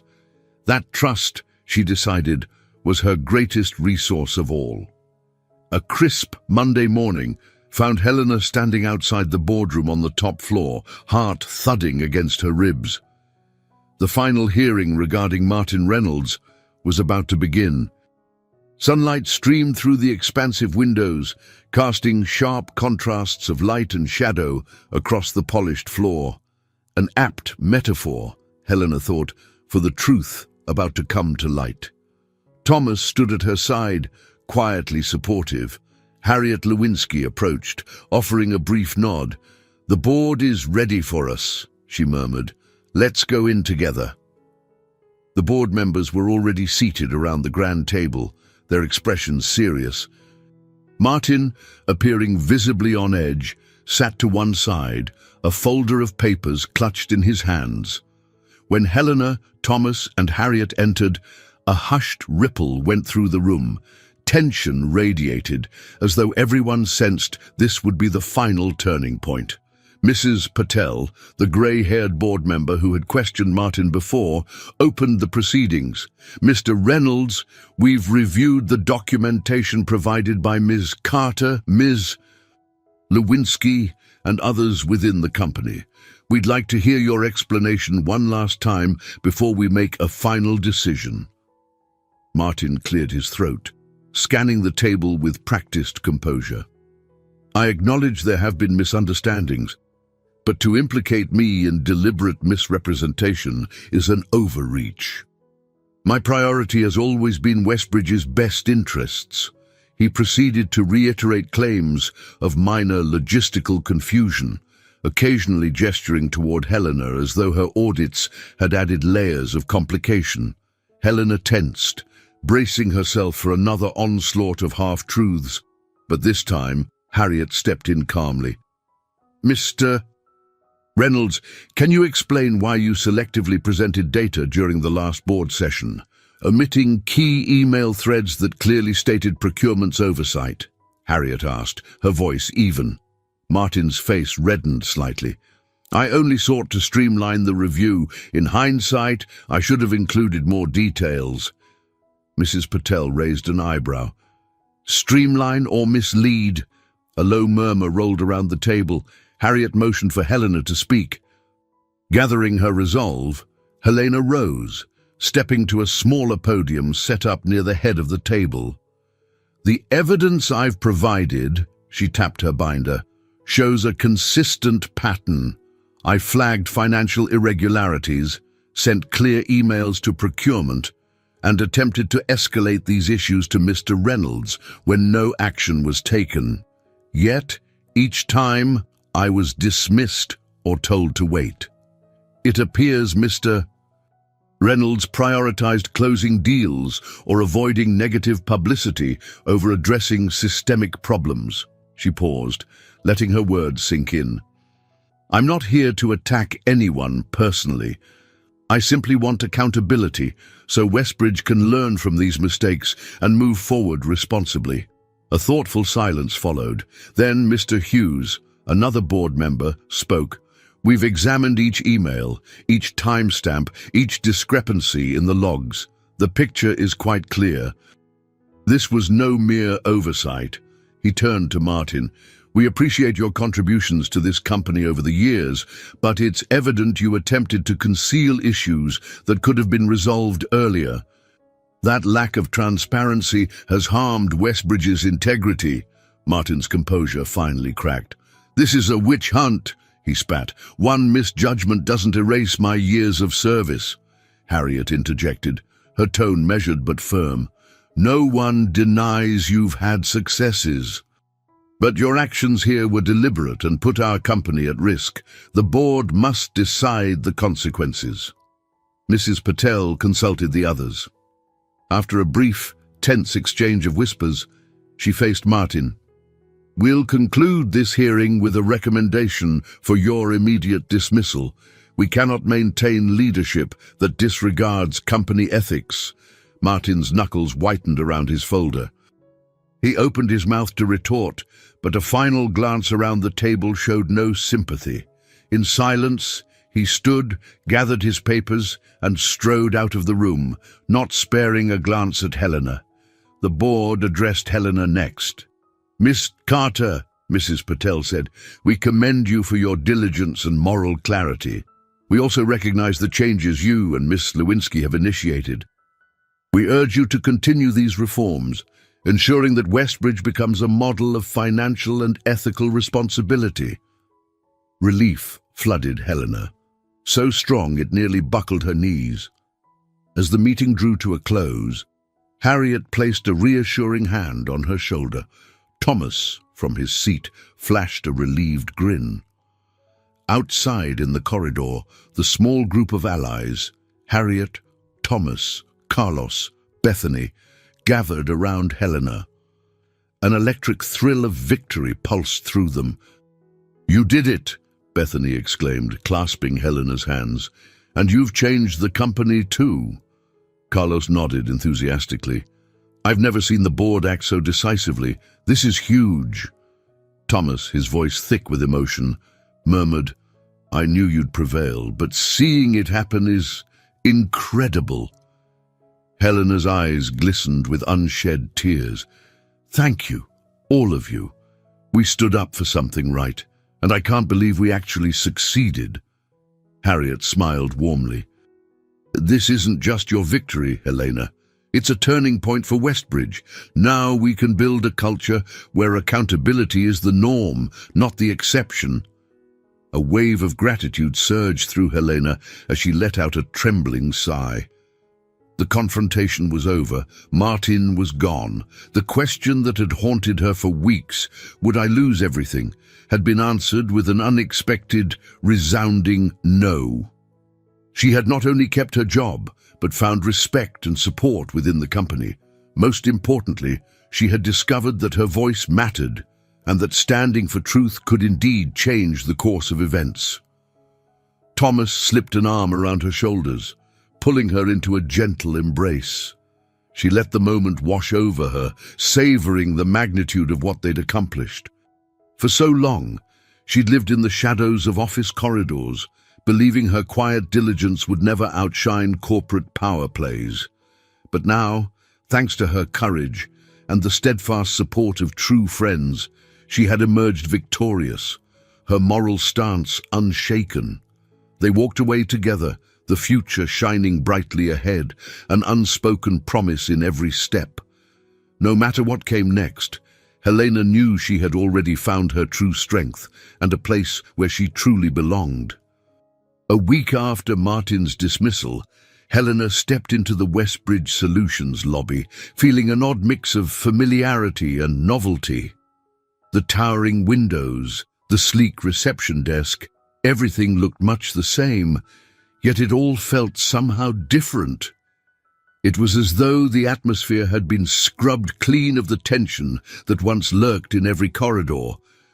She rode the elevator to her floor, clutching a slim folder of documents that needed final review for the new auditing protocols. The board's decision to remove Martin had sent a ripple of clarity through the company. People seemed more open and willing to collaborate.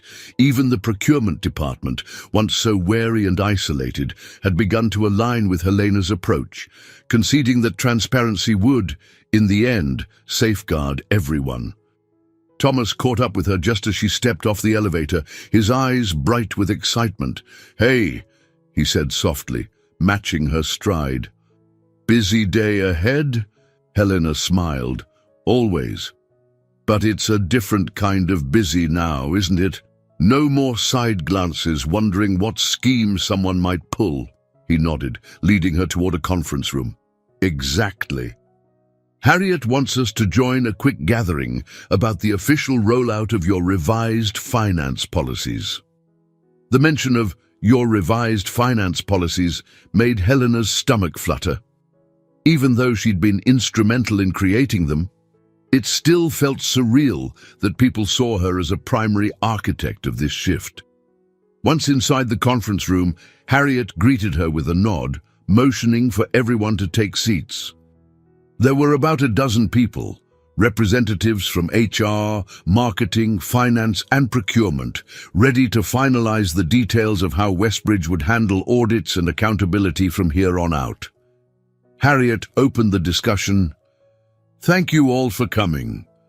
Today we'll confirm the timeline for implementing Helena's proposed protocols.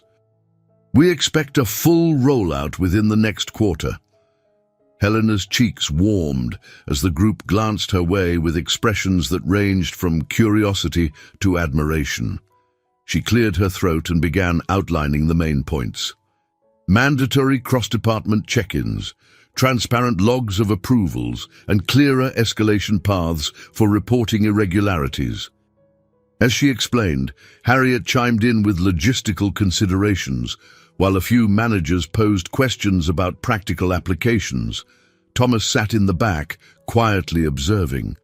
Now and then, Helena caught his eye, and a wave of reassurance swept through her, almost like a silent reminder that she wasn't alone in this. By the time the meeting concluded, the framework for a new era at Westbridge was taking shape, and Helena felt a surge of pride. As the group dispersed, Harriet approached. "You're doing brilliantly," she said, her tone warm. "But remember, change takes time. Some colleagues may still struggle to adapt." Helena nodded. "I know. I'll be patient." After Harriet left, Thomas sidled up. "That was impressive," he said, voice filled with genuine admiration. "Not just the content of your policies, but how you handled everyone's questions. You've got the makings of a real leader." She shook her head lightly, modest yet pleased. "You're giving me too much credit. This is a team effort." "Sure, it is," he countered. "But someone had to light the spark. That someone is you." They stepped out into the hallway, and Helena felt the weight of his words sink in. A year ago, she'd never have guessed she'd play a pivotal role in corporate reforms, or feel confident enough to defend and guide a project so big. Yet here she was, and it felt strangely right. Later that afternoon, Helena stole a few moments to herself, finding a quiet nook near a window overlooking the city. She pressed her forehead against the cool glass, marveling at the swirl of cars and pedestrians below. The hum of the city seemed different, like it was humming in tune with her own renewed sense of purpose. A soft knock on the wall behind her made her turn. Thomas stood there, looking at her with a gentle concern. "Everything okay?" She nodded. "Just reflecting on how much has changed. A month ago, I worried I'd be fired or sidelined forever. Now I'm spearheading these new policies. It's amazing how quickly life can shift." Thomas stepped closer, lowering his voice. "You earned it. You fought for what's right. People notice that. It's why they trust you now." She gazed at him, her heart softening at the sincerity in his eyes. "Sometimes I wonder if I'll wake up tomorrow and everything will be back to how it was before." He gave her hand a comforting squeeze. "Not a chance. Too many of us have seen a better way. We're not going backward." She sighed in relief, leaning her head briefly on his shoulder. In that small, quiet moment, she recognized how profoundly her world had changed, not just the company's environment, but her own beliefs about her worth, her courage, and the possibility of forging genuine bonds even in a place known for cutthroat business. Leaving the window behind, they returned to the rhythm of tasks and emails that made up their professional lives. Yet, an invisible line had been crossed. Helena no longer felt trapped by the fear of invisibility or dismissal. She carried herself with the confidence of someone who had glimpsed both injustice and redemption, and had chosen to stand firmly on the side of truth. In small ways, the entire workplace seemed to be shifting along with her. Co-workers from different departments now approached her for input, eager to foster greater collaboration. Meetings that once felt tense and guarded gained an air of collective problem-solving. Even the chatter in the break room seemed friendlier, less laced with hushed suspicion. By the time Helena headed home that evening, the sun was setting over San Francisco, tinting the skyline with gold and violet hues. She paused outside the building, breathing in the cooling air. The world around her was, on the surface, the same. But she was not the same person who'd first walked into Westbridge Solutions all those months ago. Now, she understood that real change, whether personal or corporate, arose from steady resolve, honest communication, and a willingness to challenge the status quo. Her steps felt lighter as she made her way to the train. She smiled to herself, thinking, yes, my world has changed, and I wouldn't have it any other way.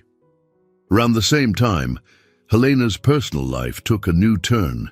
She received a call from an old friend in Seattle, Alyssa, someone she used to share long conversations with at a local bookstore. Alyssa announced she'd be visiting San Francisco for a weekend conference and wanted to meet. Helena felt a flutter of excitement, tempered by a hint of apprehension. Would Alyssa still recognize the reserved Helena from the past? Thomas noticed her distraction at lunch the following day. They sat by a window in the company cafeteria, picking at their sandwiches while watching the city bustle below. "Everything all right?" he asked, noting her faraway look. She told him about the upcoming visit. "Alyssa's always known me as the quiet type who never rocked the boat," Helena explained. "I've changed a lot since then. What if she doesn't like the new me?" Thomas chuckled gently. "I doubt that. Real friends stick around, especially when you've grown stronger. Don't be afraid to let her see who you are now." His words, as usual, offered reassurance. That Saturday, Helena met Alyssa at a charming cafe in the Mission District. The bell over the door chimed as Helena stepped inside, scanning for her friend. Alyssa stood up from a corner table, a broad grin on her face. She was a bit taller than Helena remembered, or perhaps more confident in her stance, but the same warm glimmer in her eyes remained. They hugged, and Alyssa exclaimed, "Helena, it's so good to see you. You look amazing." She took a step back, taking in Helena's simpler yet more self-assured wardrobe. "Something is different about you, in a really good way." Helena relaxed. "It's been a challenging year, but I've learned a lot about speaking up and standing my ground." They ordered coffees, dark roast for Helena, a latte with extra foam for Alyssa, and soon fell into an easy conversation. Alyssa asked about Helena's role at Westbridge, the events that led to Martin's downfall, and how Helena felt about being the catalyst for so many changes. With each detail Helena shared, Alyssa's eyes sparkled with admiration. "I always knew you had it in you," she said. "You were never just a quiet accountant." A warmth spread through Helena's chest. It felt liberating to recount her struggles and triumphs to someone who had known her before any of this. She told Alyssa about Thomas, too, how a seemingly shallow favor for a friend's double date had blossomed into something honest and supportive. Wait, Alyssa interjected with a mischievous grin. "So he started out as a date of convenience? That's priceless." Helena laughed. "Yeah, well, that's the short version. At first, I thought he was this slick marketing guy who only cared about partying. Turns out there's a good heart under that exterior." Outside, the sun was bright and people milled about on the sidewalk, enjoying the weekend. Alyssa suggested a stroll through the neighborhood, so they wandered past colorful murals and street vendors. Helena felt a pang of nostalgia for Seattle's rainy afternoons, but also an immense gratitude for her current life in San Francisco, filled with possibilities she once never imagined. As they walked, Alyssa confided some of her own challenges back home, career doubts, a recent breakup. "Listening to you is giving me courage," she admitted. "You took on a huge risk, and look how much you've grown." Helena paused by a vibrant mural depicting butterflies soaring out of an open cage. "You know," she said, "I used to think security and staying in the background was the only way to stay safe. But now I see that if you don't take a stand, you end up feeling trapped." Alyssa nodded slowly. Maybe I need to shake things up too, in my own way. They parted later that evening with promises to keep in closer touch. Helena carried a lightness in her heart as she boarded the train home.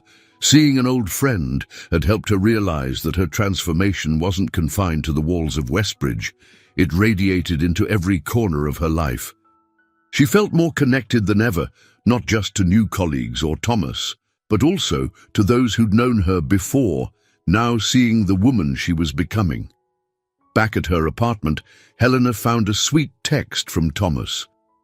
"Hope your reunion went well. Can't wait to hear about it." Smiling to herself, she typed back a quick reply, then set her phone aside. Her mind drifted to the small bookstore in Seattle where she and Alyssa used to linger over coffee, dreams, and worries. If that younger version of Helena could see her now, she might scarcely believe it. Yet here she was, returning to familiar faces with a sense of self she'd once only dreamed of possessing. In that reflection, Helena understood that coming home didn't require traveling back to Seattle. Home was the growth, the knowledge, and the relationships she nurtured right where she stood. A few weeks later, Helena found herself standing in the largest conference room at Westbridge Solutions.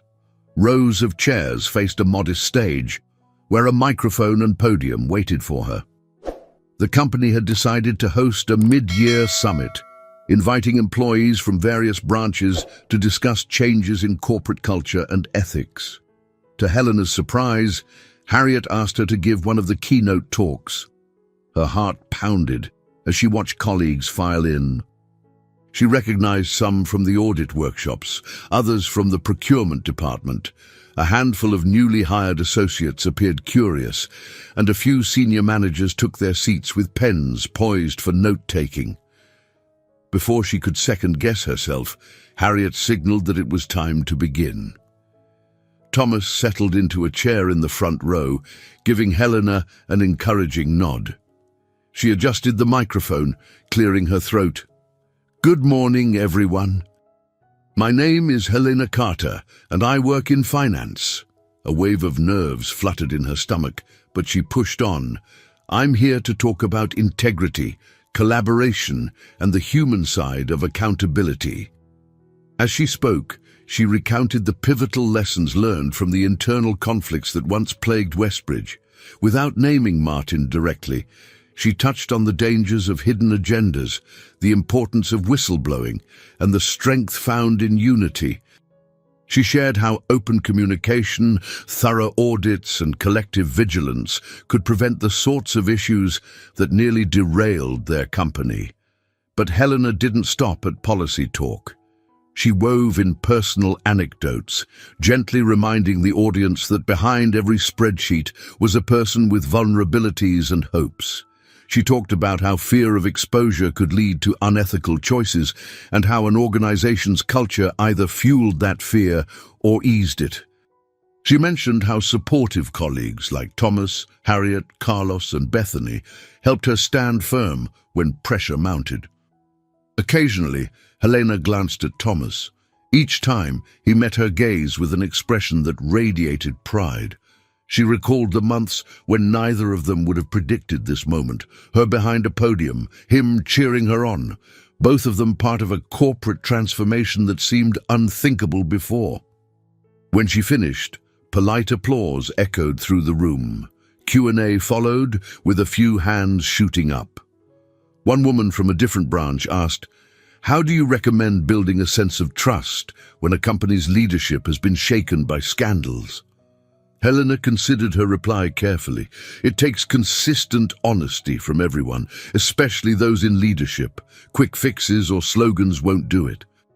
Trust forms when people see real changes, fair evaluations, open-door policies, genuine dialogue. It's also about realizing mistakes can be opportunities for growth rather than reasons to punish." Later, an older gentleman from HR inquired, "What do you do when employees are afraid to speak up, even if they know something's wrong?" Helena's voice softened. "Encourage safe channels for reporting and demonstrate through action, not just words, that those who speak up will be heard, not silenced. In my experience, one of the strongest motivators is seeing real examples of people who were protected or acknowledged for raising concerns rather than penalized. The final question came from a young intern who looked barely out of college. If you could tell your younger self anything, what would it be? A flood of memories rushed in. Helena pictured the timid version of herself who hid behind baggy sweaters and avoided eye contact. She swallowed, then smiled gently. I'd say, your voice matters more than you think. Don't give up on yourself, even if you feel invisible at first. The right people will recognize your worth, and you owe it to yourself to recognize it too. Thunderous applause swelled. Helena's cheeks burned with a mix of humility and gratitude. As she stepped off the stage, Harriet clasped her hand, whispering, "You've found your stride." Thomas was next, giving her a quick hug in the aisle. "That was incredible," he said, eyes shining. "You gave them hope, and not just corporate buzzwords. Real hope." She couldn't help but laugh softly. "It still feels surreal, standing up there, but I'm glad I did it." After the summit, attendees drifted away, chatting about next steps and exchanging business cards. Helena stayed behind with Harriet and Thomas to debrief. Harriet spoke in an upbeat tone. "This is exactly what Westbridge needs. Leaders who aren't afraid to share personal experiences that underscore the policies we're trying to implement." Thomas nudged Helena playfully. "Looks like you're on your way to being the company's resident ethics ambassador." Helena feigned a shocked gasp. "Ethics ambassador? Is that an official title?" Harriet laughed. "It just might be if I have any say in it." Walking out of the conference room, Helena noticed how natural this all felt now, conversing openly about changes, addressing a crowd on matters she once only whispered about. In the hallway, a few employees paused to compliment her speech, and she thanked them, remembering to stand tall, speak clearly, and meet their gaze. Stepping into the elevator with Thomas, she leaned her head against his shoulder for a moment. He kissed the top of her hair, murmuring, "I'm really proud of you." "I'm proud of us," she corrected gently. "We've come a long way." They had indeed, and she realized that by sharing her hard-won wisdom, she'd not only solidified her own growth, she was offering a guiding light to those who might be walking a similarly lonely path. A month later, Helena found herself in a place she never expected to be, a company-wide appreciation event, hosted on a weekend afternoon in a rented space by the waterfront. Bright banners bearing the Westbridge Solutions logo decorated the venue, and the mild San Francisco breeze carried the scent of the sea. Colleagues mingled in a relaxed atmosphere, nibbling on appetizers, sipping cold drinks, and reveling in a sense of renewed camaraderie. Helena stood near a table laden with snacks, watching as people laughed and joked, a stark contrast to the tension and cynicism that once hovered over every corporate gathering. Her revised auditing protocols had started to take effect, with departments beginning to report more transparent figures. It would take more time for the changes to become fully ingrained, but the initial results were promising. Thomas walked over, a plate of fruit in hand. "Everything okay?" She nodded, smiling warmly. "Just taking it all in. A few months ago, I never pictured Westbridge feeling this friendly." He offered her a strawberry. "Neither did I. It's amazing how people can relax when they trust the company's direction. You played a massive role in that." Helena accepted the strawberry, savoring its sweetness. "We played a role," she corrected gently.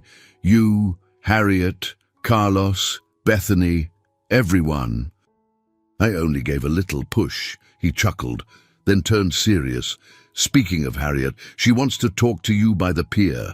She said something about a final word of thanks from the board." Curiosity piqued. Helena excused herself and walked outside onto a wooden pier that stretched over the water. Gulls swooped overhead, their calls blending with the distant hum of boat engines. Harriet stood at the railing, gazing out at the bay. She turned as Helena approached, a kind smile on her face. "You wanted to see me?" Helena asked. Harriet nodded, eyes reflecting the shimmering waves. "Yes, I wanted to tell you in person that the board has decided to recognize your contribution officially. They're awarding you a new position, Lead Financial Integrity Officer." Her smile broadened. "It's a mouthful, I know, but it essentially means you'll oversee ethical compliance throughout the finance department." Helena's heart leaped. "That's quite an honor," she murmured, momentarily stunned. I don't know what to say. Thank you." "You deserve it," Harriet replied firmly. "And if you accept, you'll have more resources to maintain the transparency you've fought for. It's not just a title. It's a commitment from the company that they want to keep growing in this positive direction." Wind ruffled Helena's hair as she leaned against the rail, letting the magnitude of the offer settle in. A few months ago, she feared losing her job entirely. Now, she was being entrusted with spearheading corporate ethics. "I accept," she said, her voice trembling with gratitude. Harriet gave her a congratulatory hug. "This is a new chapter, Helena. The board will make an official announcement next week, but I wanted you to hear it first, and I wanted to say personally how proud I am of your courage, professional and personal." Helena swallowed back a surge of emotion. "You've been a mentor to me, Harriet. I couldn't have done this without your support." They parted with a shared sense of accomplishment. As Helena walked back toward the event, a peaceful clarity overcame her. She felt as if she were stepping into a more honest, fulfilling phase of her life, one she'd earned through trials and determination. She soon spotted Thomas, who looked up from a conversation with Carlos and Bethany, and caught her eye. Reading the excitement on her face, he quickly broke away and hurried over. "What happened?" he asked, scanning her expression. She whispered the news about her new position. Thomas whooped, scooping her into a spontaneous hug that drew curious glances from onlookers. Helena laughed, not caring if anyone saw. For the first time, being visible felt empowering rather than terrifying. Bethany and Carlos rushed to congratulate her too. Bethany wiped away a tear, joking that she never thought Helena, once the shy accountant at the back of finance meetings, would become a linchpin in reshaping Westbridge Solutions. Carlos teased that maybe Helena's next step was CFO, and she shook her head with a good-humored eye roll. "One step at a time," she said, smiling. As the sun dipped lower, painting the sky in hues of orange and gold, Helena and Thomas wandered to a quieter spot by the water, hand in hand. Waves lapped against the wooden supports beneath them, a soothing background melody to their conversation. He gazed at her, an affectionate warmth in his eyes. "So, Ms. Lead Financial Integrity Officer, how does it feel to reach the end of this wild journey?" She reflected briefly, then spoke from the heart. "It doesn't feel like an end, actually. More like a new beginning. Yes, we've closed a painful chapter, but now there's room to do things right." He leaned in, pressing a gentle kiss to her forehead. "Well, if it's a new beginning, I'm glad we're heading into it together." She nodded, stepping closer until she felt the steady beat of his heart. "Me too. I never imagined I'd find something so genuine in the midst of corporate chaos, but here we are." For a long moment they stood quietly, taking in the horizon. In the distance, a ferry glided by, its lights flickering on as dusk approached. The gentle breeze carried with it the promise of tomorrow, an open invitation to all the growth and possibility that awaited. Helena closed her eyes, savoring the gratitude and calm that flooded her spirit. She thought of the timid woman she used to be, hiding behind oversized glasses and baggy clothes, fearing judgment. That woman had found her voice, defied corruption, and embraced love. Now she was ready to face whatever came next, secure in the knowledge that true strength emerges not from avoiding life's storms, but from learning to navigate them with integrity and hope. With Thomas by her side, she felt confident stepping forward into whatever future lay ahead, a future shaped by the resilience, courage, and grace she had discovered within herself. I hope you enjoyed today's story.